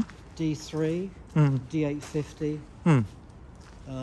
The Hasselblad is an H4D40, so it's a CCD Oh, chips. that's like 40 10 megapixel. plus years It's about old. 10 years Yeah. old, yeah. But the colour is just beautiful. Mm. But then I tend to shoot with one or two other things that either my assistant has or that we borrow. Mm. So X1D Yeah. is a thing we'll often shoot with too. Mm. So yeah, it depends on. Do you like that one? I do actually. I mean, I know the new one's just Yeah. the X2D's just come out. Yeah. The X1D2 Mm. is definitely the better of the two. Yeah. Because It it's seemed like the first one had its fair share of first one like. did have a lot kinks. of stuff crammed into a small box, Yeah. you know, with that Yeah. first one. And I took the first gen one to Myanmar in 2018 to do a shoot. And Mm. the biggest problem I had there was with it overheating. Okay. But it's extraordinary camera. I mean, a 50 megapixel sensor. It's a bit of local dialect to it. Yeah. 50 megapixel with such great color Mm. in such a small package. Yeah. I'm surprised that you're still using the D800 though, or Yeah, D800E. I had it rebuilt. It was the E. It's Ah. the E. I had it rebuilt by Nikon because it got dropped on the job Okay. about 4 years ago, Ah. and they completely rebuilt it for me. So Huh. basically, it was brand new 4 years ago. So. Okay. I mean, I like it. I just like it. You know. Huh. I like the color on it. It works. So yeah, it tends to be that I shoot with what works until it don't, and then it gets something Yeah. else. No, but the reason why it surprised me is because I started out shooting Canon actually 20 plus years ago. Then I switched to Nikon when they released the D700. Yeah, Which was a basically wonderful digital camera. F4 Yeah, camera. yeah, it was great. And then I stick with Nikon since then. And the D800 is probably the one I kept for the shortest time because I had so much issues with the mirror slap. Like right. I was really getting a much lower ratio of sharp photos with that one. And then when I switched to the D810, it was just like, this is perfect, and I stick with But that one for a long time. Ironically, the 810, the 810 was a great camera, but it did have its issues. I don't know. Maybe I just got a good one. Yeah, Or maybe I yeah. was rebuilt into a good one. Yeah, yeah. Maybe I had a bad one. Yeah. I mean, But- that does happen. Yeah. I've had that with lenses too. You Yeah. know, you just end up with a Friday night lens. You know. Yeah. But yeah, I found that camera pretty good. I mean, I don't push it ISO wise as much as I push the other bodies, but I think the 850 really got super high megapixel and high ISO Yeah. right Yeah. for the first time. Yeah. And maybe it's also for the last time you get that The in a last time, yeah. DSLR. Yeah, I think so. Yeah, the Z. Yeah, Yeah, I think my next purchase will be a Z9 probably. yeah. I have Z whatever. is going I on. have I Z7 and a Z6 too. Right. That's what I shoot with now. Yeah, they're I lovely cameras. got I mean, rid with. I think of my,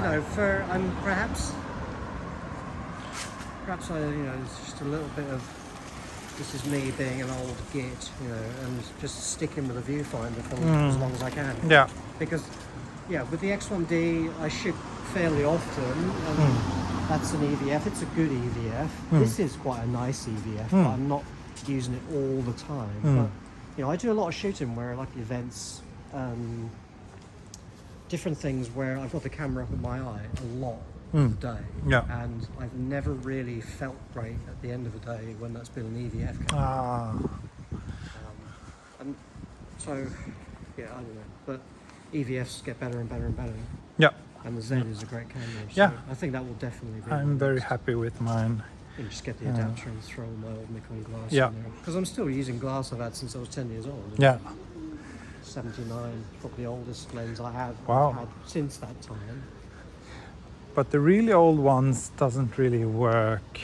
You can only use the G Right. lenses. Otherwise, you So can't. I think I'm really gonna. I mean, I don't really want to ditch that Yeah. gear. No. So,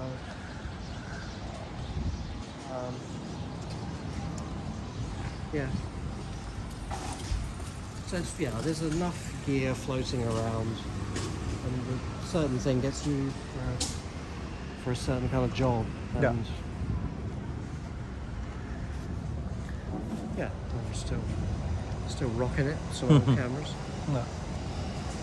It's good. It's refreshing because so many photographers seems to be so obsessed with always having the latest and greatest. Gear's great, but this little metal. Those welding, Yeah, welding. I came to him once to talk about him making a plate for the back of my 4x5 camera to screw the Nikon onto to use it as a. Like a tilt We shift almost or. got to the point of making it, and then I found that the company was making them, and we both looked and he said, "You'd be better off buying that, to be honest." Ah. Yeah, but it was nice to it. We're green. Oh, we're red. We'll wait.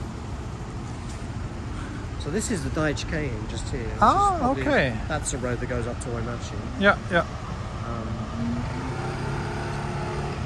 Yeah, so the Daiichi Keihin and this road basically have been the seaside roads over the years. Difficult to believe now. It really feels so super urban. I think, most of the reclamation of the land happened from the early 60s around this neighbourhood. Oh yeah? It was some It's of the that recent? It was some of the later reclamation. Okay. Because, obviously places like Fukushima and all those, they were really old reclamation. Yeah.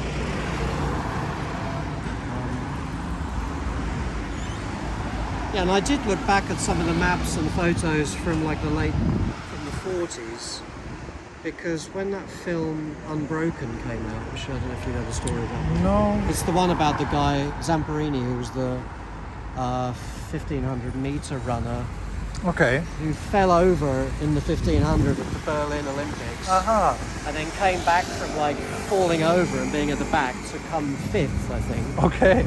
And Hitler was so impressed with it that he asked for to meet the guy. And Okay.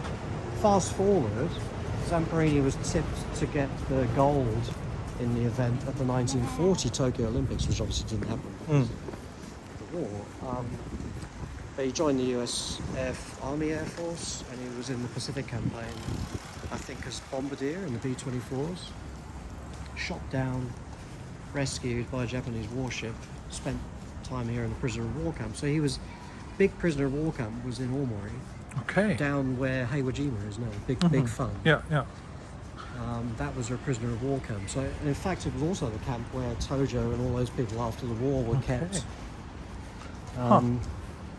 So when that film came out, we were trying to figure out where that camp would have been. So me and Joe went to have a little wander. There is a little shrine behind Big Fun at Iwo-Jima, but it doesn't really say anything. But I found it on aerial photos. So at that point, the piece of land that the race course is on, Oikeibajo, was kind of half reclaimed. The whole island at Iwo-Jima, that was kind of not really that. It was still an island. It wasn't connected to the land. Now it's basically all just part of the land. And at that time, there was a long wooden trestle bridge that went out to the prisoner of war camp. Okay. So a lot of the reclamation around here was quite late. Speaking about low prices, Look at like that. you would not get a bowl of ramen for Chowhan and like- ramen for 840 that's like yen. €4. Curry rice and ramen. That's the sets. It's 800 yen. Yeah. But look at that, tan men, Yeah. shogayaki, 840 yen. Yeah. I was used to paying almost 2,000 yen for like a mediocre lunch every day when I was in Stockholm this summer. It's that kind of thing. I guess public transport's pretty good in Sweden, though, is it? Or is it? it's well. These bins I love because they look like robots. And those three guys each have something stuck in their eye. Yeah. They're like little droids. Yeah. Well, compared to Japan, no, public transportation. Yeah. I mean, there's a decent subway network in Stockholm for being such a small city with just 1 million people. It's quite impressive. Stockholm has that few people. Yeah, Like no, Sendai, it's isn't it, small. basically? Yeah, Same as Sendai. it's really small. But the regional trains are a mess. Like there's, especially now after the pandemic, there's like so many people had to quit the job, and then now when people are starting travel again, they're struggling to recruit new people for like everything from drivers to. Interesting old garage here. Yeah. It seems to be like he's maybe at the end of days. There's really a lot of these old, small industrial This guy was facilities another one around of those here. guys I got talking to years ago when I was first living here, because he used to have some really interesting little old cars, and they were really old Honda 360, like the first K cars and stuff like that. This Okay. place is just nuts. Dog salon, unique. It certainly is that. Yeah, lives up to its name for sure. Yeah, this arrived sometime early pandemic. Okay. Somebody's being quaffed and Yeah. stared at by people. Yeah, you just can't miss that shop, can you? That's for sure. And look at this. Yeah, contrast. Maybe he's had a problem with the TV channel. I don't know quite why he's got TBS exclamation marks for it. This place is basically one of those places that sort of just one has watched decay over the past 15 years. It's abandoned, Yeah, or I haven't seen anything happening there ever, but it's now far more. That piece of wood across the blue doors was very recent. that's also one of these mysteries of Japan, right? yeah. All the I mean, the plot of land that this house sits on must be worth a fortune. But then you look at it, all the little Yeah, tacks on the tiles Yeah. there are all quite new. yeah, Yeah, I mean, the big thing of it's so expensive to demolish something because it's all going to be taken away and recycled and done properly. yeah. These things sit on such a small plot of land that you've got to be careful about how you knock places down. Yeah. That's effectively what means you get all these houses that people literally just leave to rot because it's just too expensive to deal with them. But I mean, to me, that goes against all business logic. Like, I mean, surely someone would be happy to buy this piece of land. The And thing is that yeah, maybe, but they've got to deal with getting rid of the building that's on there. yeah, And then it's like, whose responsibility is it? The families sort of, I don't know, families can be weird things. yeah, But there are, I think, there are changes coming to all of that because yeah. There's just too many people dying in Japan and leaving empty houses, yeah, so then certain they places, need to. the the local authorities stepped in to deal with some of the places in its neighbourhood. Yeah. This But is quite, we should go, yeah, this is a nice we little should go street. up here, and then there's an interesting left turn into the shrine, which has got that fish market fence post. Just a second. There's also an interesting little old camera shop here with some stuff in the window. I don't think he ever sells any of it. I have a great used camera shop in my neighbourhood, which is sign. Oh yes, I love this one. We have one of these in Tamagawa as well.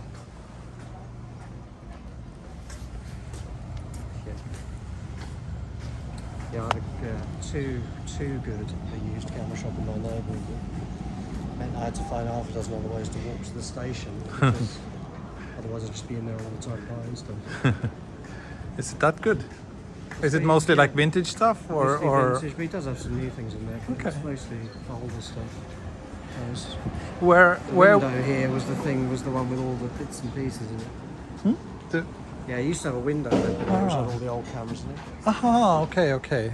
But yeah, the one in my neighbourhood is very good. Cross Point in Almori. And this would be an eclectic left turn into the shrine. Where else do you buy your camera stuff? New, typically I would buy from Fujiya or something like that. Yeah, In Nakano. in Nakano, And yes. The lens is used to various places really. Fujiya is always been a fairly good place to get stuff used. Yeah. It's good quality. There's so much good quality used gear in this Yeah, country. yeah. I think we Qualities I both always commented. buy There was new. someone on Twitter who asked yesterday about Yeah. should I buy this lens used or new? Yeah, the bodies I always buy new. But the lenses, I don't mind getting second hand. Yeah. There's so many good ones. Yeah, and I mean you can test it, and usually they have like It's got usually I have like a week at least this little if there's some pond problem. here is kind of interesting. That's one of the Mikoshi. Right. But yeah, the pond here is kind of interesting because they have a mini version of the shrine in the middle of it. But yeah, Japan's awash with great used camera gear. Yeah. Good sized fish in there too. Hello.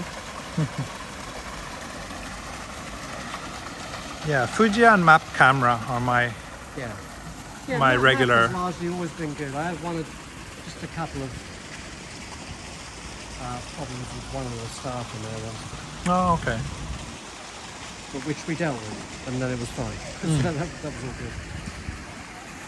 Yeah, it's a curious little place, this shrine. I'm not quite sure what's going on there. It's Here's cute, the that little- tiny little Yeah, and torii. it's been sort of tied up Yeah. the door. It's interesting.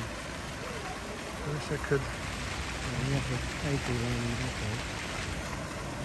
Yeah, you're basically never far away from the Keikyu line on this neighbourhood. It's just We've there. basically been following the KQ line. Like one street away Yeah. from it the whole time. Yeah, there are the gold one. Just, very shiny.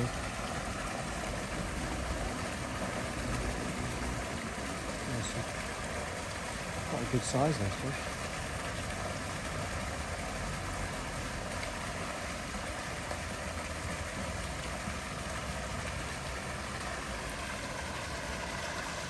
Gold one really stands out.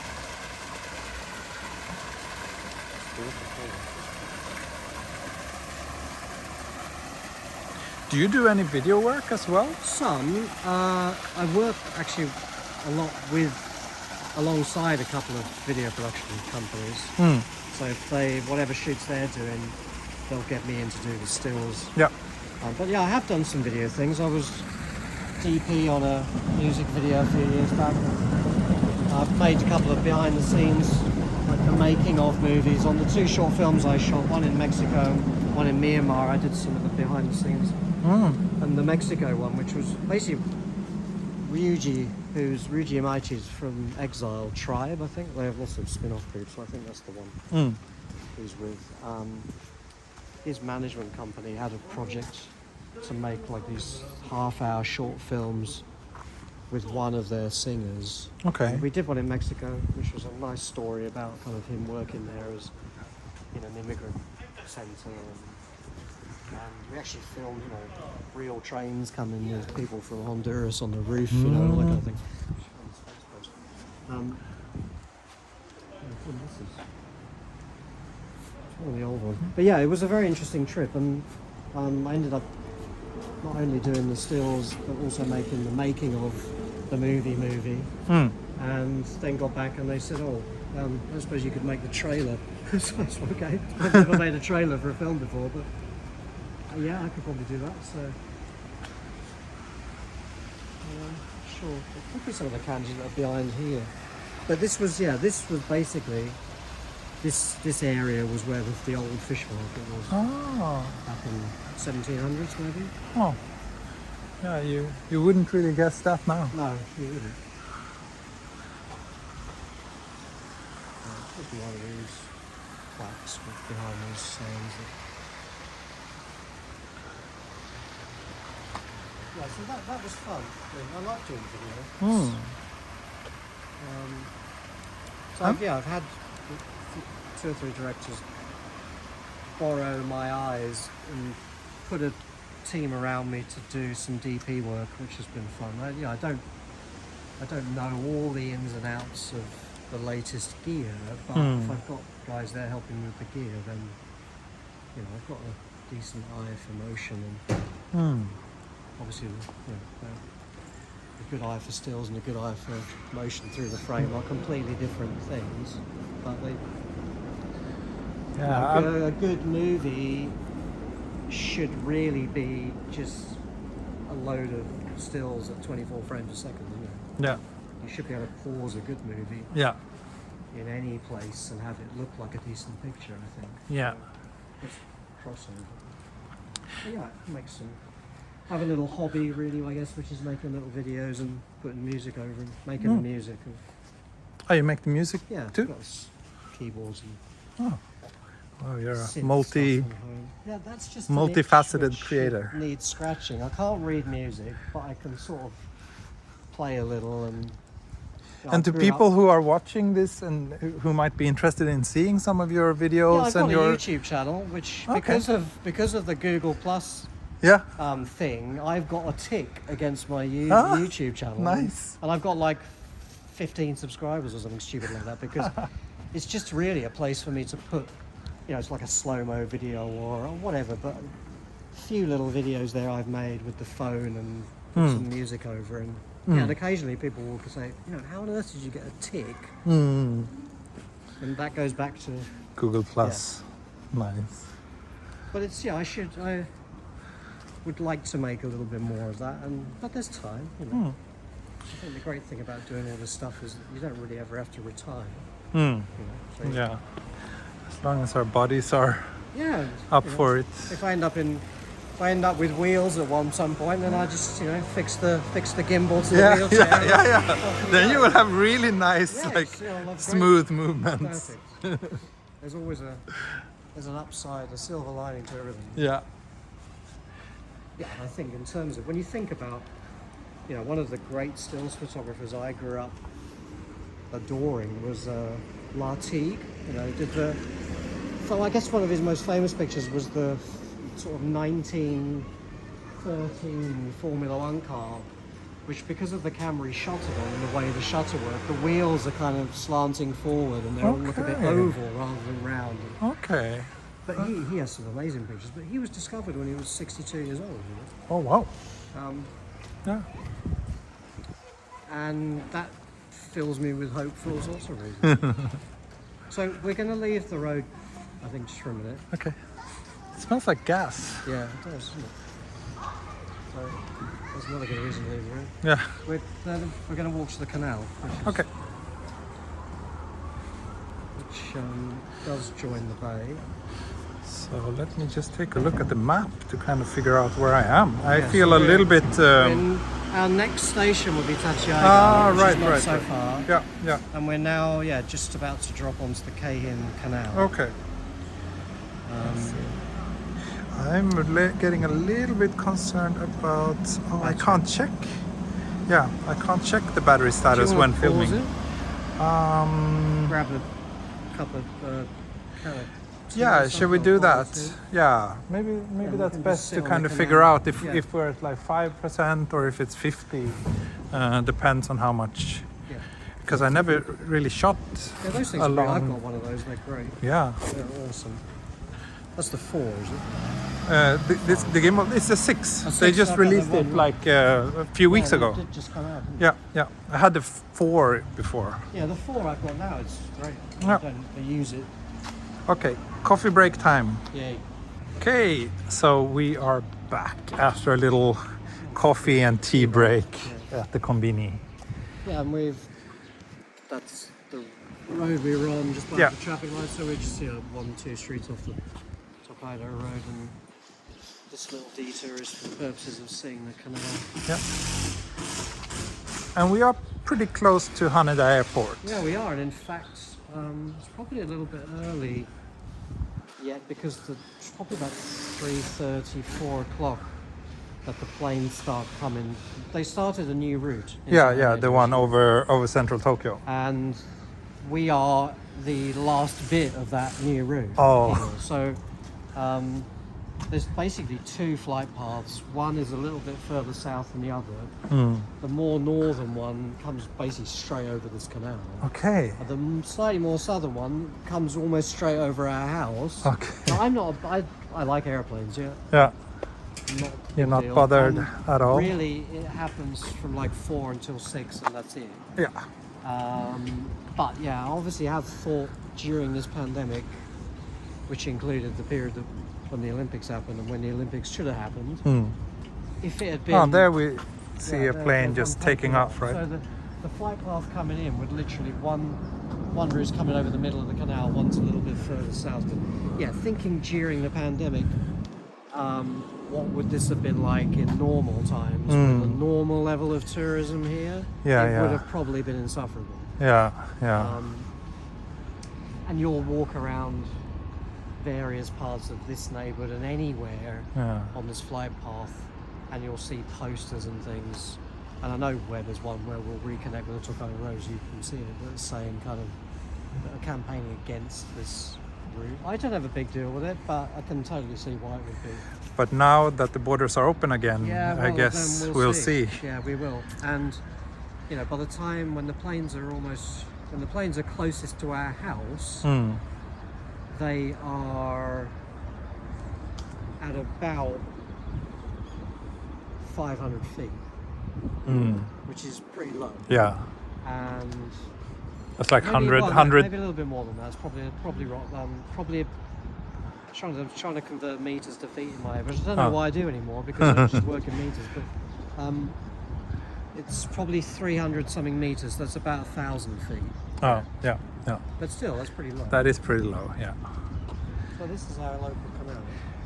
I think I've seen plenty of photos that you've taken you will around have, here, right? Especially, this time of year it's nice because the cosmos are Yeah. up, and I love the scary wave sign. One of my favourites. Yeah. Don't let Abunai. the scary wave come and get you. But this is kind of my man cave, I suppose, where it's just a nice spot to come and sit. Yeah. There's a sagi, the heron. There's a heron down there. Yeah, it's just a nice place to come and sit, get some air, Yeah. stretch your eyes, Yeah. peace and quiet. It is nice. I always enjoy coming down to Tama River.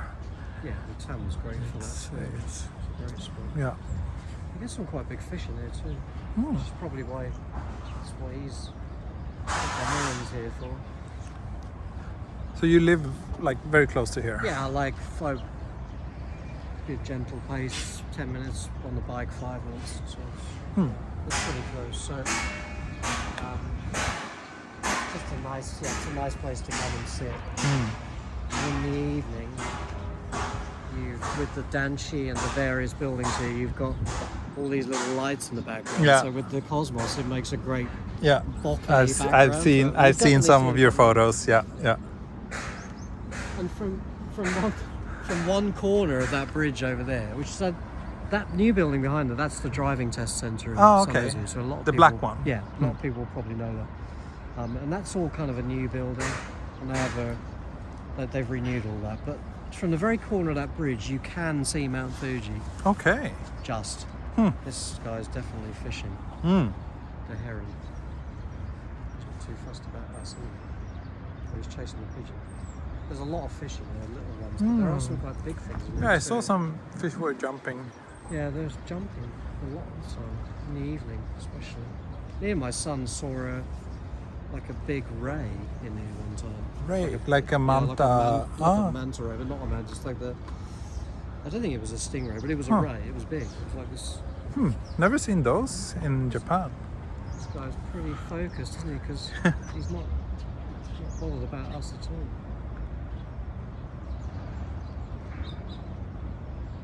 He's definitely got his eye on something. Yeah, we could walk down it. Yep. Occasionally during the beginning of the pandemic, when it was, we were all getting used to being at home and not doing anything, and I used to come down here with the kids, and we'd bring some old crusty bread and feed them seagulls and pigeons. It may not seem like there are many birds here now, but you get a loaf of bread out, and it's fun. It's just like I shot a few slow-mo videos because it was just so. It's crusty too. No. It's extraordinary. Deluded in this sort of aesthetic styling of this. It's quite a million pictures of this, but the texture's brilliant. Amazing texture. You never feel that it gets too urban to live around here? No? You don't mind? It's completely different to where we last lived in the UK, which was rural Monmouthshire. Doing the washing up, look out the kitchen windows, not a man-made object as far as the eye could see. Yeah. But this has its own charm. For Yeah. Sure. Yeah, and there's this here near our house, which is sort of the end here. You've got Shinagawa, which is a nice park. They've recently done up things in there, and it's really nice. And there's another little bit of that park which is next to the aquarium. And then a little further down, Heiwajima's huge park there, which is big green open space park. So yeah, there are good parks. There's a little beach even down that way. Furusato no Hamabe Koen, that's an interesting little. I think that's where they were doing the practice. They had practice courts for the beach volleyball down there or something. Okay. For the Olympics.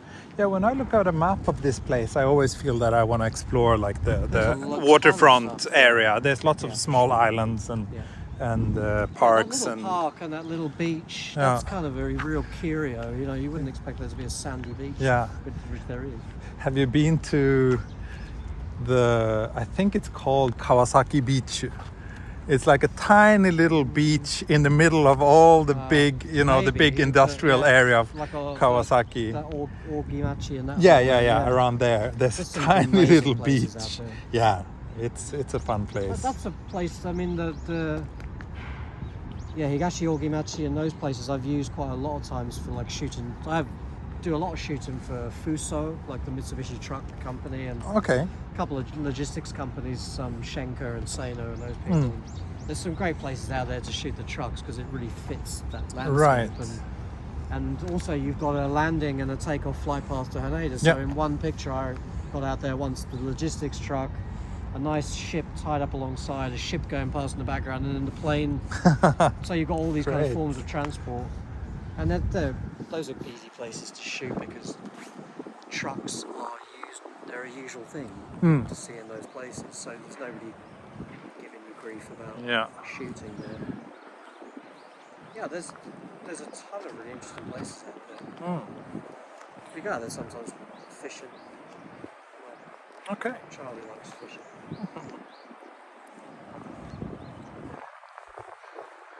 But it's nice, it just feels like here you can get a little bit of a distance, I think that is a challenge in Tokyo sometimes. Yeah. Finding a horizon, Yeah. stretching your eyes, seeing distant things. Yeah. But and it's easy enough to get away. I mean, if you jump in the car and with the Aqua Line, 40 minutes tops, I can be in Kisarazu, Yeah. you know, and in Chiba. So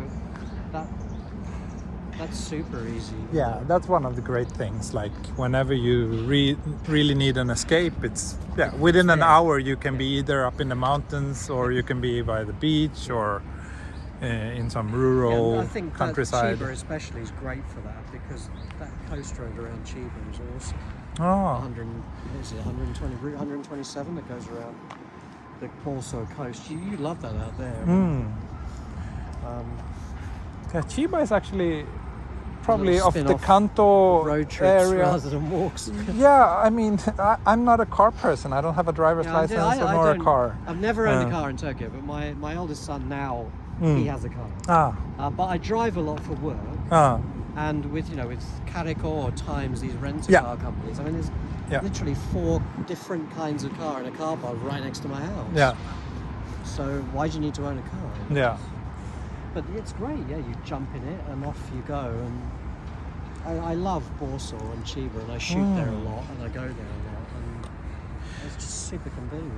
Yeah, it's an area that I really want to explore more. Actually, I'm gonna do a job for Chiba Tourism Board sometime this autumn. Right. I did it earlier this year as well. They wanted me to come and do a couple of live streams. Nice. And now they want me to do that in the autumn visit as well. Chiba seems So- to have some good things going Yeah. on, I think. Yeah. One of And my I mean, other friends, he works Chiba feels like a very kind of untapped potential. Like, I mean, that's where everybody or a lot of people arrive. Yep. But exactly, everybody's just passing through. Yeah, Narita is not So, Tokyo Airport, it's yeah, just Chiba yeah. Airport. So if they could just kind of position themselves a little bit better and Yeah. let people know what they actually have to offer, then I think a lot of people wouldn't mind spending their first or their last night Right. of their Japan trip in Chiba and explore a little bit. I mean, Narita is an awesome place. Yeah, You know, yeah. there's shrines there, there's the little village, town, whatever you want to call it. But yeah, Borso in particular, I think is extraordinary place to go out for the day.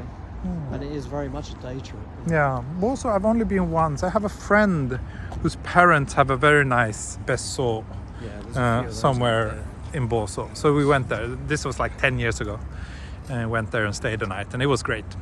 But it's a little bit, without the car, it's maybe a little bit you're inaccessible. stuck without There's one train line that goes and around the it's coast, cute but and characterful and yeah, a one-man car kind of thing, but it's not the most Yeah, efficient it's- way to get around. it's not. Yeah, you do need wheels for sure. Yeah.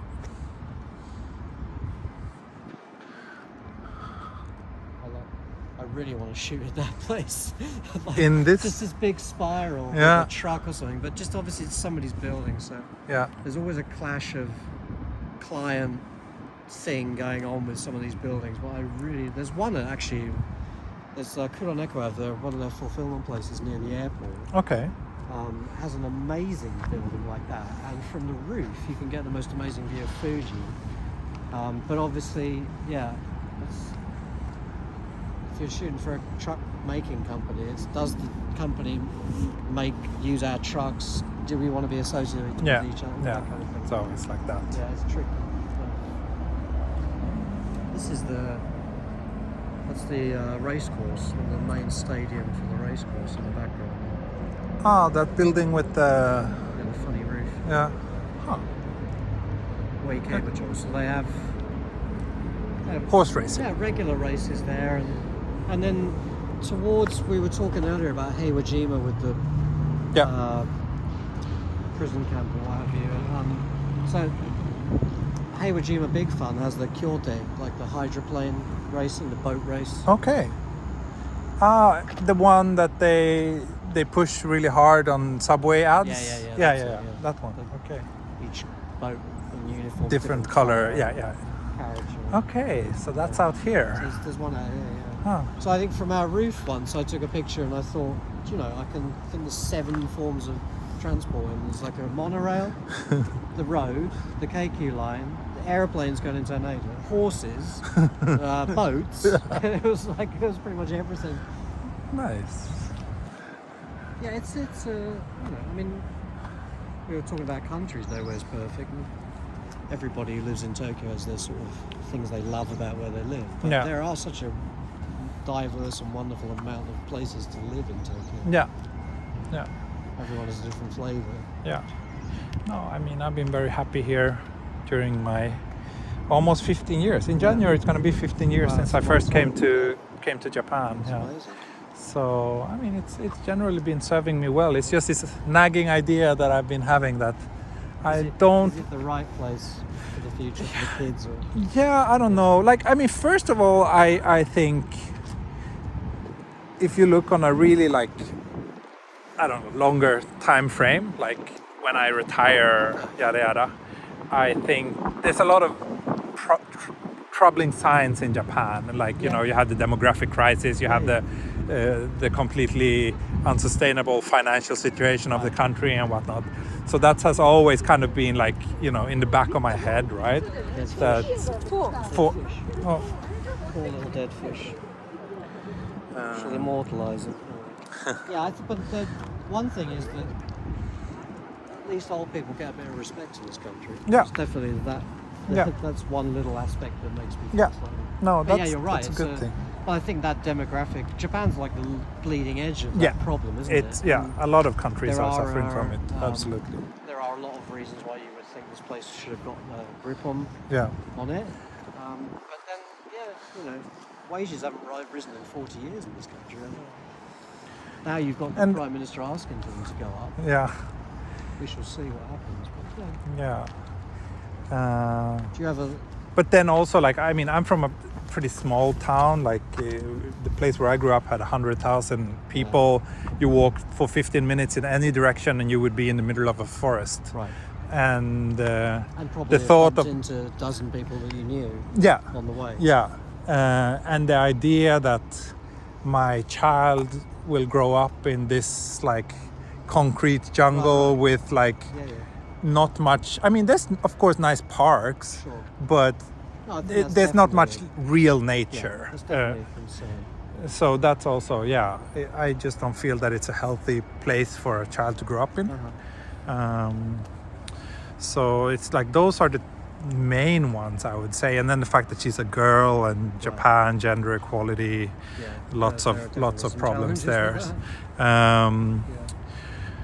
But on the other hand, you know, it is generally a very nice place. People are nice. It's safe. Yeah. It's things work still.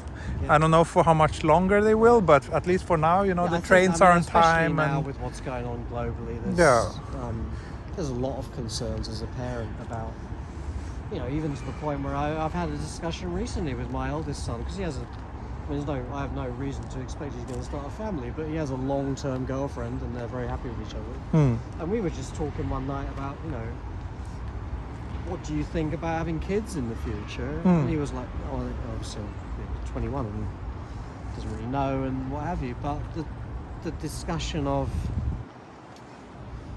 you know, and I feel very hypocritical having this thought as a father of 3 children, but, you know, should we be all having loads of kids, you know, and stuff? Yeah. No, that's an ethical question that Yeah.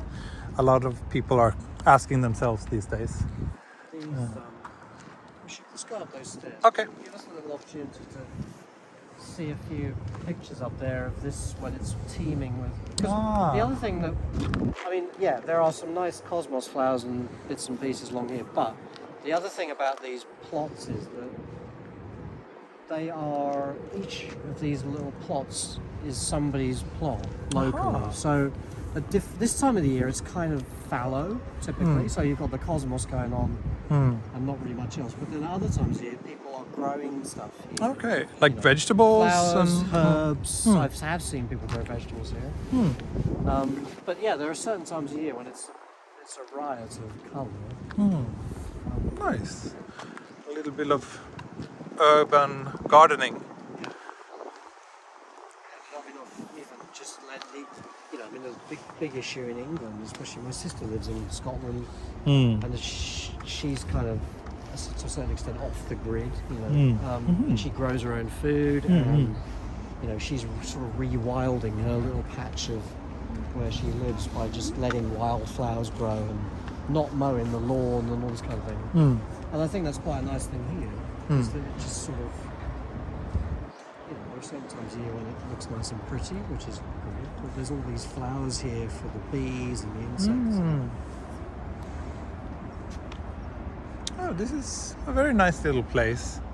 Absolutely. Yeah, so I would come this here picture too. actually has got, there's, you know, people here planting stuff and. So yeah, a few years ago there was a big sort of, they did a bit of a tidying up of the place. Yeah, we have We can get a bit at the left-hand end of this map thing. You'll see Ryoma. of Ryoma is a statue of him by the station. It was from pretty close to here that the black ships fired their cannon, or the cannon was fired at the black ships as a sort of token of go away. And that was that. But that all happened fairly close to here. Okay. So that's why Ryoma's in the neighbourhood. There seems to be a Ryoma statue in quite a lot of neighbourhoods. Yeah. And he even has his airport down in Kochi, Yeah, isn't and it? the Ryoma, the digit scan in Kochi is great. I was there recently actually, looking at it as a potential location to shoot the McLaren. Because it's a really interesting looking museum. And Yeah. that whole drive along the coast in Kochi from there up and over to Onomichi is great, you know. It's amazing. This is cute. So You the mean all the harbour- way like across Shinagawa? Yeah.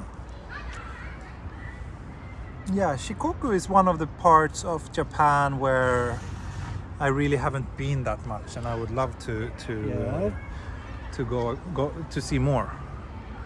One part of it I've been to a lot because I still do some shooting for Otsuka Seiyaku, like the people who make the curry sweat and soy joy and all that. But for a few years I was doing a lot of shooting for them. So I think and they're all based in Tokushima. So I think I've been to Tokushima like 28 times or something. Okay, well. But yeah, I've been to other bits of Shikoku as well. So it's an island. It's got a bit of everything in it. Here we have the cannon, maybe. Yeah, the cannon. The repro of it. Yeah. Yeah, and there's even a black ship. Onto the. And another whale. There's another whale. But yeah, black ship and cannon. It's funny how like when people see gimbal, Japanese people always associate it with YouTuber. I don't know if you Well, hear there's the kids. A lot of kids want to be a YouTuber. Yeah, it's one of the Yeah. dream jobs for a lot of kids. Oh wow. This obviously used to have some kind of big neon sign or something Yeah. in the old days, but this looks creepy as hell.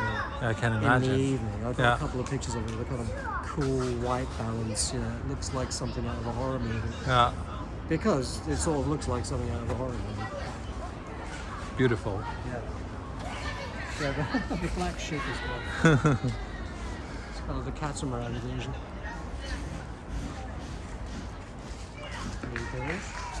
I still find it amazing how they just sort of They managed to squeeze tailor in. the buildings to the size of the plot. Yeah. Have you ever been tempted to get a house here in Yeah, Japan? we thought about it. I mean, we're still thinking about it. Yeah. We own the flat that we live Yeah. in. So yeah, we're toying with the idea now of, okay, do we rent that out? Do we think about moving somewhere else? And you know, it's just that those thoughts crop up periodically. Yeah. I think it's good to think about Yeah. all that stuff. Obviously, as you get older and the kids are growing up. And Yeah. No, I mean my point is more like these kind of houses, like Yeah, we had some in of that Tokyo in the that we city. see. This is one of those posters about that. The Right. major route. Yeah. And I guess that's one is also from the Communist Party. Yeah, I would guess so. That looks exactly what it's like. Throw in the climate. I mean, the climate angles, obviously. Totally valid. Are we going this way, that way? This way, okay. To me, it's just like getting a house, like most of the typical Tokyo houses that you see. It's just like I don't really see the point Yeah. because you like to me the benefits of living in a house would be to have like a garden, Right, which exactly. you obviously don't, and or to have more privacy. And Yeah, compared to yeah, living you, in a yeah, you don't. modern residential like a mansion with thick walls, which at least ours have, Yeah. and most I concrete think for mansions. us, really, Like, you know, the city, Tokyo, we've always been happy. Yeah. We could always have more space, but we've always been happy with it in a flat. yeah. It's fine, it works for Yeah, us. but so you're 5 people. Yeah, it's fairly, you know, it's How- a little must bit be like living big in a, then. it's a little bit, it's not huge, but it's big enough. You know? But it's a little bit like living in a boat, you know. Yeah. I've done that in the past. You have? Yeah, in chunks, you know. Yeah. 2 weeks was the longest I did it. That was on a sailing ship. Okay. When I was 16. Ah. That was fun. But yeah, I mean, my son he's got a day job and he's out, and then weekends he's out with his girlfriend and they go away, drive off somewhere and camp out. And Yeah, so, of course. Yeah, it works. I mean, I think, you know, that coming here has taught me a lot about living with a smaller footprint. You know, less stuff. I Yeah. kind of got over stuff after Mum died, Dad died. We sorted out their house. We moved something. There was a lot of moving and sorting out stuff, and then coming here. So we sent 6 box on a ship, and we came with a suitcase each, and that was it basically. Yeah, so we've tried to resist buying Yeah. stuff all the time, and I don't. That's own healthy. A car. My son has a car now, but I haven't owned a car for almost 17 years. That's felt good. Yeah. So I think, yeah, generally living in a smaller place. Let's go and see Ryoma. No. Now we've name checked them. I just think it's There's another little Shoten guy. yeah. I mean, there's the last shrine of the 7 gods route. We'll have a little look at, and then we'll go to the former execution grounds. The highlight of Important. today's walk. Yeah, well, I can tell you the creepy stories of it. Is there a station over here or Tachiaga? Okay. And that's your That's local station. Yeah, we have a JR, which is Omori, which is Okay. like maybe 3 or 4 more minutes to walk to Yeah. from here. But this one's pretty useful for certain things. Yeah, it's a good. I mean, yeah, I usually tend to think of Omori more as our neighbourhood than Tachiagawa, but we're closer to this. It really is. Like this building here was the set of a Japanese soap drama a few years back. Like a Okay. detective agency, and they rented out the building on the top floor. This one? Yeah. Nice.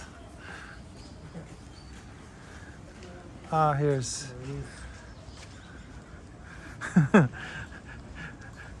telling people not to And he send is, money over the ATM to indeed, strangers. Yeah, as I saw, there were some folks out yesterday. I saw actually buy an ATM, encouraging people to. So yeah, interestingly, Ryoma is number 108 of the 100 scenic spots in Shinagawa. So that must make It's a bit that makes Yuri. it special. Yeah. Yeah, we have a little. The black ships. Yeah. Kurobune. Yeah, they're fairly big, some of those ships. 2,500 tons, that's a big ship. You know? I mean, these are obviously steam paddle. Even this one's fairly... Yeah, the biggest one I went on was, I think, it was 150 foot, so it's 50 metre schooner. It was Sail Training Association. Can't remember how many tons, but it was a fairly big ship. But it was this kind of thing, you know. Square rigged one mast, and then it was a 3-masted, same as that. There was lots of fun. Hey, you traveled on one of those? Or When I was a kid, I was in the Sea Cadets, and then when I was 16, I went on that. So Winston Churchill, which was the 3-masted schooner. It was a Sail Training Association, so you can basically you can take trips on it, and it's 2 weeks. And I took the one that was the last one of the year, so it was like October, November. So yeah, pretty rough in the North Sea.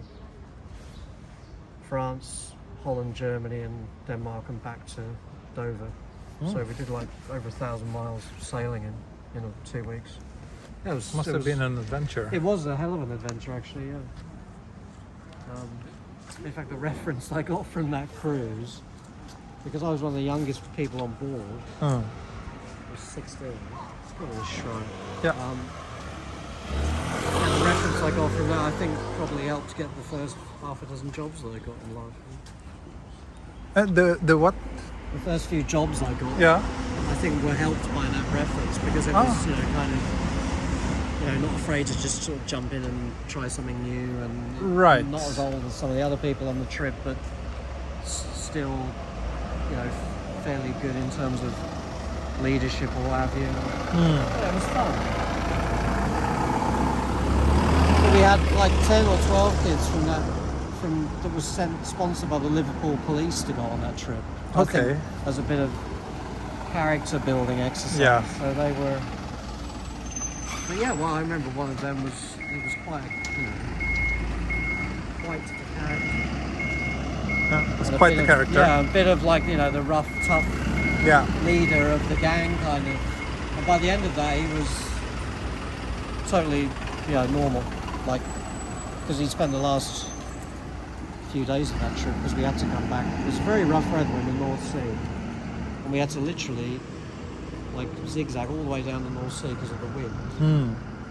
And he was in his bunk with a bucket tied to it for like 3 days, just thrown up the whole time. So, and he refused made him soften up. He refused to go up the mast. Okay. He wouldn't go up the mast, and that, like being afraid of heights in front of his peers, I think, just sort of leveled him out. Yeah.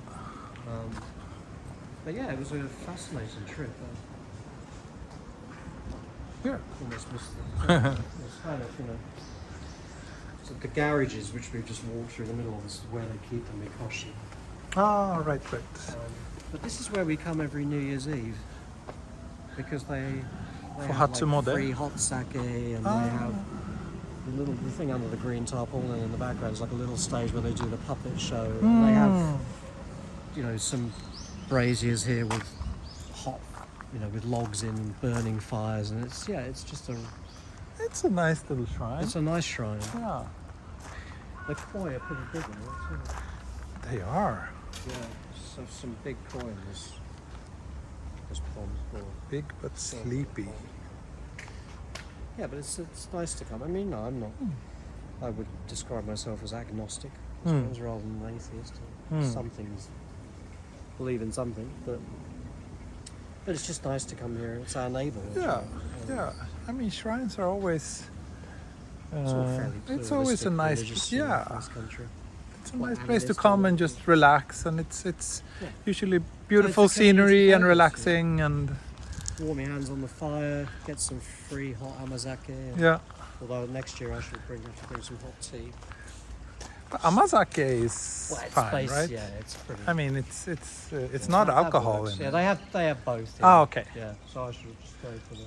You go for the one with Yeah, the one bits in kids it. drink. Yeah. Yeah. Oh yeah, it is a nice trip. Yeah. Let's head on to this little island. Yeah. In fact, if I have a 5 yen, you should throw that in there. It's nice, good luck one to go.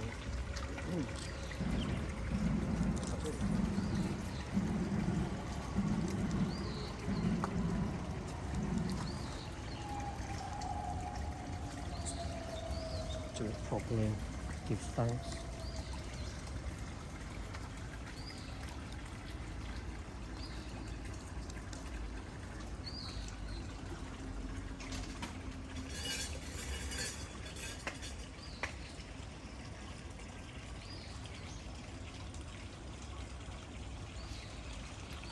Cool.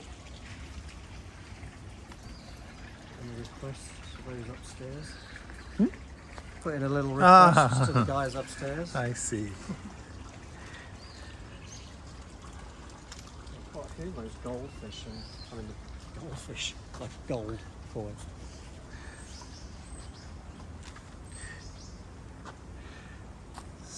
So Yeah, so we're sort this. of the route of the old Tokaido Road sort of gets a bit confused from here because there isn't.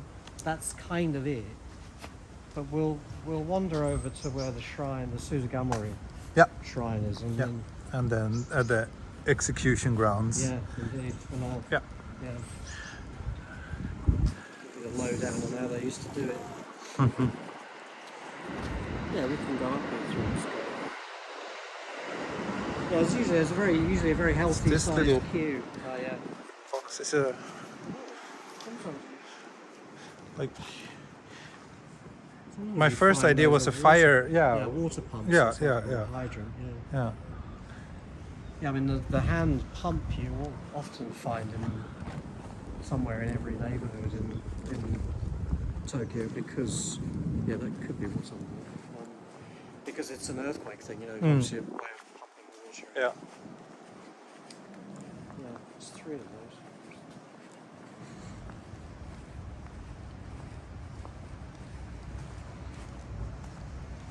So effectively this kind of is the end of this second stage.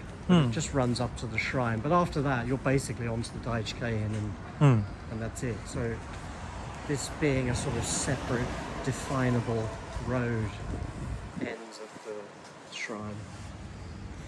Nice little Yeah, fruit shop. Fruit and that's vegetables. pretty good. Actually, that cauliflower's not bad. I'm gonna give one. Yeah. Sorry.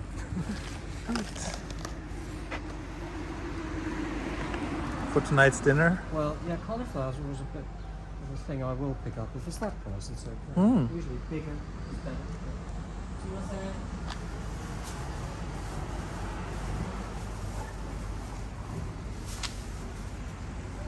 Yeah, cauliflower actually.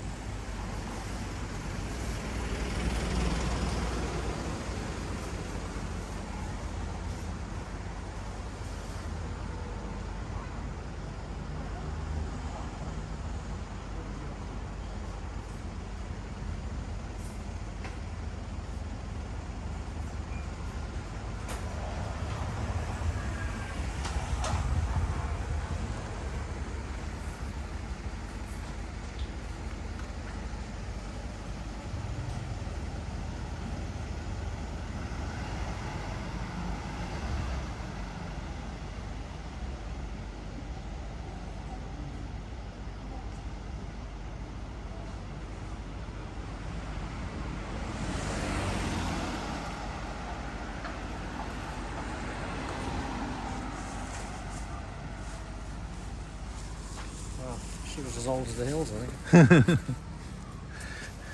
Methuselah's sister, I think. Yeah, it's a little cauliflower, but it's cheap, so yeah. Cauliflower I like cauliflower, so cauliflower cheese. I like these local fruit and vegetable I've shops. got a sort there. of set of favourites. There's one.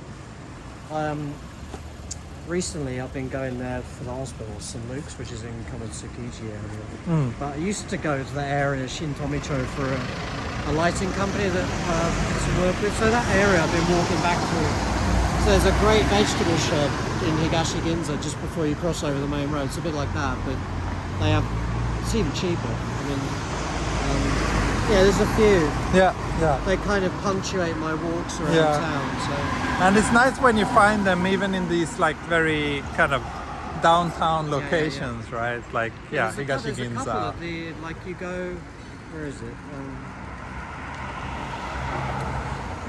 Tsugoshi, Ebara, that kind of area. There's a couple of great ones up there. It's fun, The fact that where I'm going to do that photo walk next month in Kuhonbutsu, there's an awesome organic vegetable shop up there, which is not too expensive, and they have things like fennel. It's really hard to find. So in fact, that was close.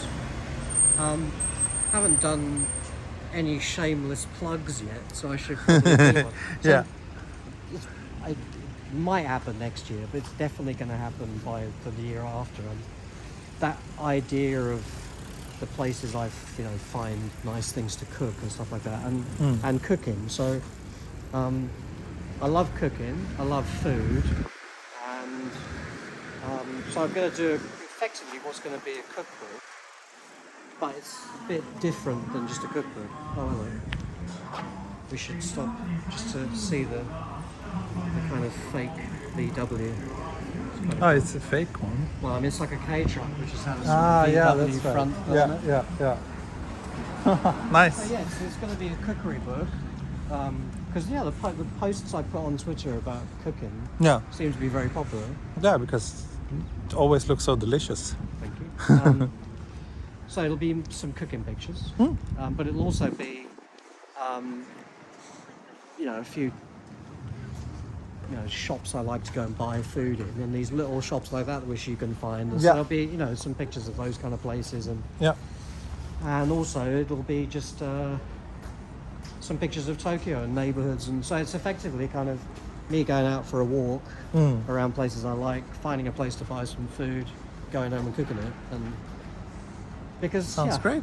people have been wondering what kind of book about Tokyo to do for a long time. Yeah. And Have you made like any proper books? not Like really. I've seen So that this you is made kind- some I like made some little ones of the trips I did with NHK. But yeah, this is going to be the first proper book, I think. So, and it's just a way of kicking off doing books properly, and making it a bit of a, an intro to the mixed bag that is my life. Basically, Yeah. which a little bit of what excites me about my city. I always love these walls. Which this is just how many politicians poster in one place. And Japanese politics is usually just repeating someone's name Exactly. Yeah. as much as possible in any medium possible. Did you notice that weird little sports car that just passed us?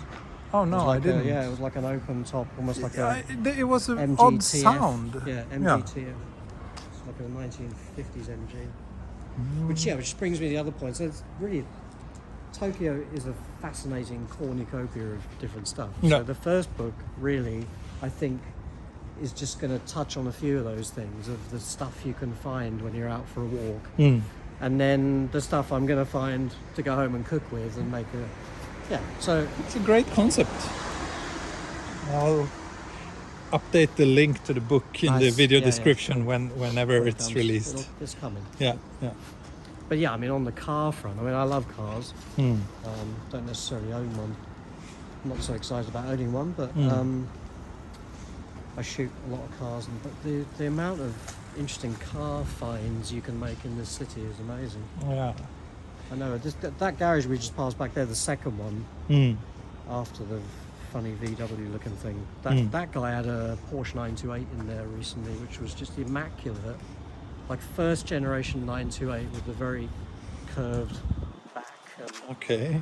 And it looked like it just come out of the box. You know? Yeah, It was yeah. like- And then there's a place I know in Kinshicho, which is just like an old little grubby little garage on the side of the street. And the things that guy's had in there. I mean, obviously he has quite a few classic Japanese things like Isuzu Bennett, 1960s and all. But he had a James Bond Aston Martin DB5 in there. One Okay. time, I know nothing about cars, so I don't know exactly Yeah, what it's these just cars you are, can but I really- understand that you it's... can bump into some extraordinary things Yeah. that you would never have imagined. Yeah. But that's Tokyo, isn't it? Yeah. People often say that also when I'm out streaming, like they notice some very exotic car in the background, and like everybody goes crazy in the chat, and I was like, Yeah, oh, you really? come around a corner Yeah. and you don't know what you're going to find in this Yeah. city. Yeah. And that is definitely one of its charms. Yeah, I think so too. I mean, it's we've both been here for quite a long time now, but it's like, we're never gonna see even a fraction of everything what this place has to offer. 23 So years of coming here and living here, and I am nowhere near bored of this city. Yeah, it may not be the kind of place that's got enough greenery for bringing up your kids or whatever. yeah, but you're never going to get bored. No, you're never gonna get bored here. Especially that's as for a sure. person who's interested in visual things. Yeah. You know, Yeah. I mean, That's definitely true. yeah, I get that question. I mean, people, and hopefully they'll be coming back. When people come for a visit and we go out on a photo walk together or a tour and whatever. Whereas, I've never noticed that place. I've never noticed that. Little shrine. And I Yeah. live literally 100 meters from there. How weird. But they're always saying, don't you ever get bored of Yeah. with shooting in the city? And I'm Yeah. like, well, how could you possibly? Yeah, and then as soon as you know one area, then move on. some building gets like torn down and something yeah. new pops up, and it kind of changes the Yeah. character of the place somewhat. Yeah, that's sad.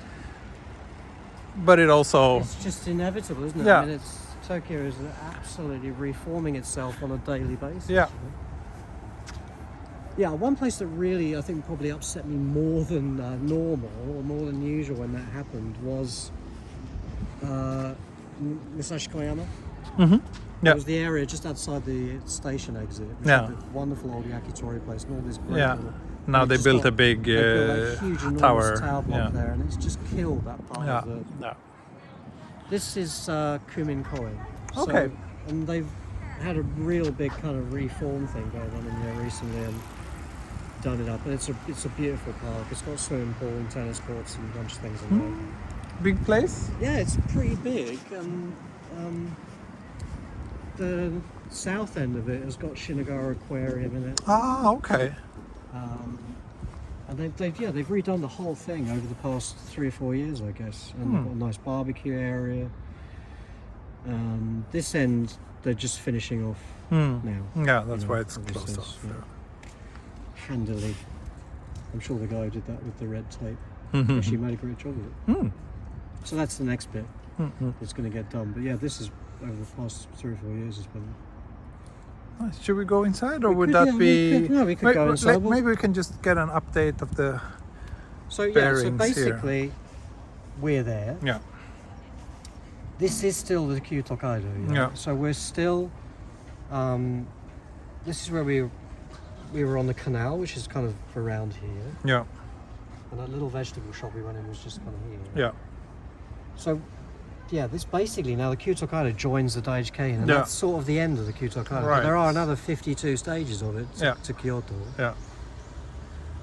Suzugama execution ground site is at the end. Mm. So yeah, we could go in and come out a little bit. Yeah, but Up to you. let's just. Yeah, we'll go yeah, to the yeah, execution yeah, grounds because the park's almost a kind of trip of its own. Yeah. Yeah. That's what I felt too, and we're almost at 3 hours. Yeah, we are. So. But if you were to move, because you lived here your entire time in Tokyo, right? Yeah. Is there anywhere else In in Tokyo, yeah, or the Tokyo area that you would like to live? I see quite a few neighbourhoods where I think, oh, that house is nice, or that block of flats is nice. But there's not much. It would have to be really quite special to pull me away from here because the bay is close, Chiba is close. There's some nice parks. I can jump on the train and be in Yokohama in 20 minutes, or I can be in Tokyo in 15. And yeah, there is space. You don't feel like you're super hemmed in around here. So yeah, interesting. So that's that shrine on top of the building. There's sort of quite the a few of those. back end of what is Suzugama. Okay. Yeah, it's curious where they would have been a shrine, but they built a building and they just sort of put it elevated somewhere. Yeah. Yeah, I think Okay, I found a few places in Tokyo I would think it would be nice, but I don't know. This ticks enough of the boxes. I probably lived in like 10 different places Wow. throughout the years. Like until I met my wife, I was moving quite frequently. First couple of years, I was like kind of hopping between share houses. This is Charlie's school, by the way. Oh, okay. Sports ground. But that's the Chuga. Yeah, well, I think that happens when you Yeah. in that circumstance. But Oh, that's nice too. it's nice, yeah. It's there's a lot of areas that I kind of feel at home in. Yeah, well, that's nice. But now with a child, I'm very happy in Futakota Hamagawa area. Priorities certainly change. Yeah, Well, I mean, everything changes, isn't it? yeah. But before that, I lived in Nakano, and I really enjoyed Yeah, that too. Nakano's Nakano nice. is a great Yeah, my neighborhood. friends who live there. Yeah, So, this shrine, this graveyard, the shrine is sort of indoors, which is kind of interesting. But this and a few stones, which we'll visit in a second, is really all that's left of what was here before, which was the southern execution grounds for Tokyo. So the northern one was in like around Kitasenju. So the area of what used to be called Sanya, yeah, yeah. Honzutsu, that Yeah. whole area, that was the northern execution grounds. The So place this that's is- usually referred to as like the Right, ghetto, execution. the Yeah, ghetto yeah, of the slum Tokyo. or whatever. Yeah. So this is pretty much all that's left. It's really just something to mark the fact that Shinagawa is here. But these stones are really all that's. I don't think any of this was ever here from the old days, but this is Suzugama Jinja.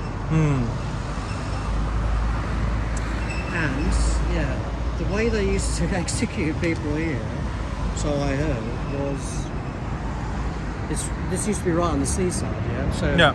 this road was the sea, Yeah. the sea road. So they used to crucify them upside down, and then the incoming tide would drown them. Okay. Nice. So that was how it was done. And I think, yeah, between the middle to late 1500s and when Japan opened up, I've heard numbers of something like 20-something thousand people were executed. Oh wow. That's impressive. But Just a lot I of- wonder what it would take to get executed back then. I don't know. Being us Yeah. would be one thing. Yeah, that's for probably. sure. Yeah, yeah. Yeah. Yeah, we'd be with that contraption you're holding and the cameras we've got in our bags Yeah. around our neck, we'd be arrested for witchcraft, I should imagine. Probably, and being white. Yeah. So yeah, that's kind of the end, and that's Yeah. sort of. I mean, it's.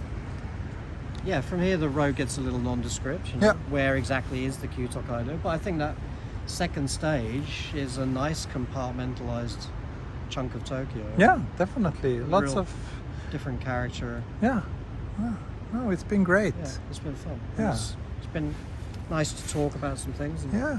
be in my neighborhood. So, Yeah. Thank you so much Whoever for watches joining this, me. thanks for watching. Yeah, thank you. And whoever watches all of it, I know. thank you. Yeah, yeah. Thank you for giving my channel a good boost in watch time. I And must also just say at the end that, it's been nice to catch up with you. yeah. Because We've been I've talking about this for quite some yeah, time I've to been, meet up. You know, and- watching various episodes of your channel, watching it Yeah, grow, and, yeah. I think it's great. And I just think the idea of you bringing along somebody you want to have a walk with and have a chat with is a great idea. Yeah, It's been really nice to be that first person. good to hear. Yeah. Thank you. Okay, and with that, we will conclude today's walk. Thank you so much.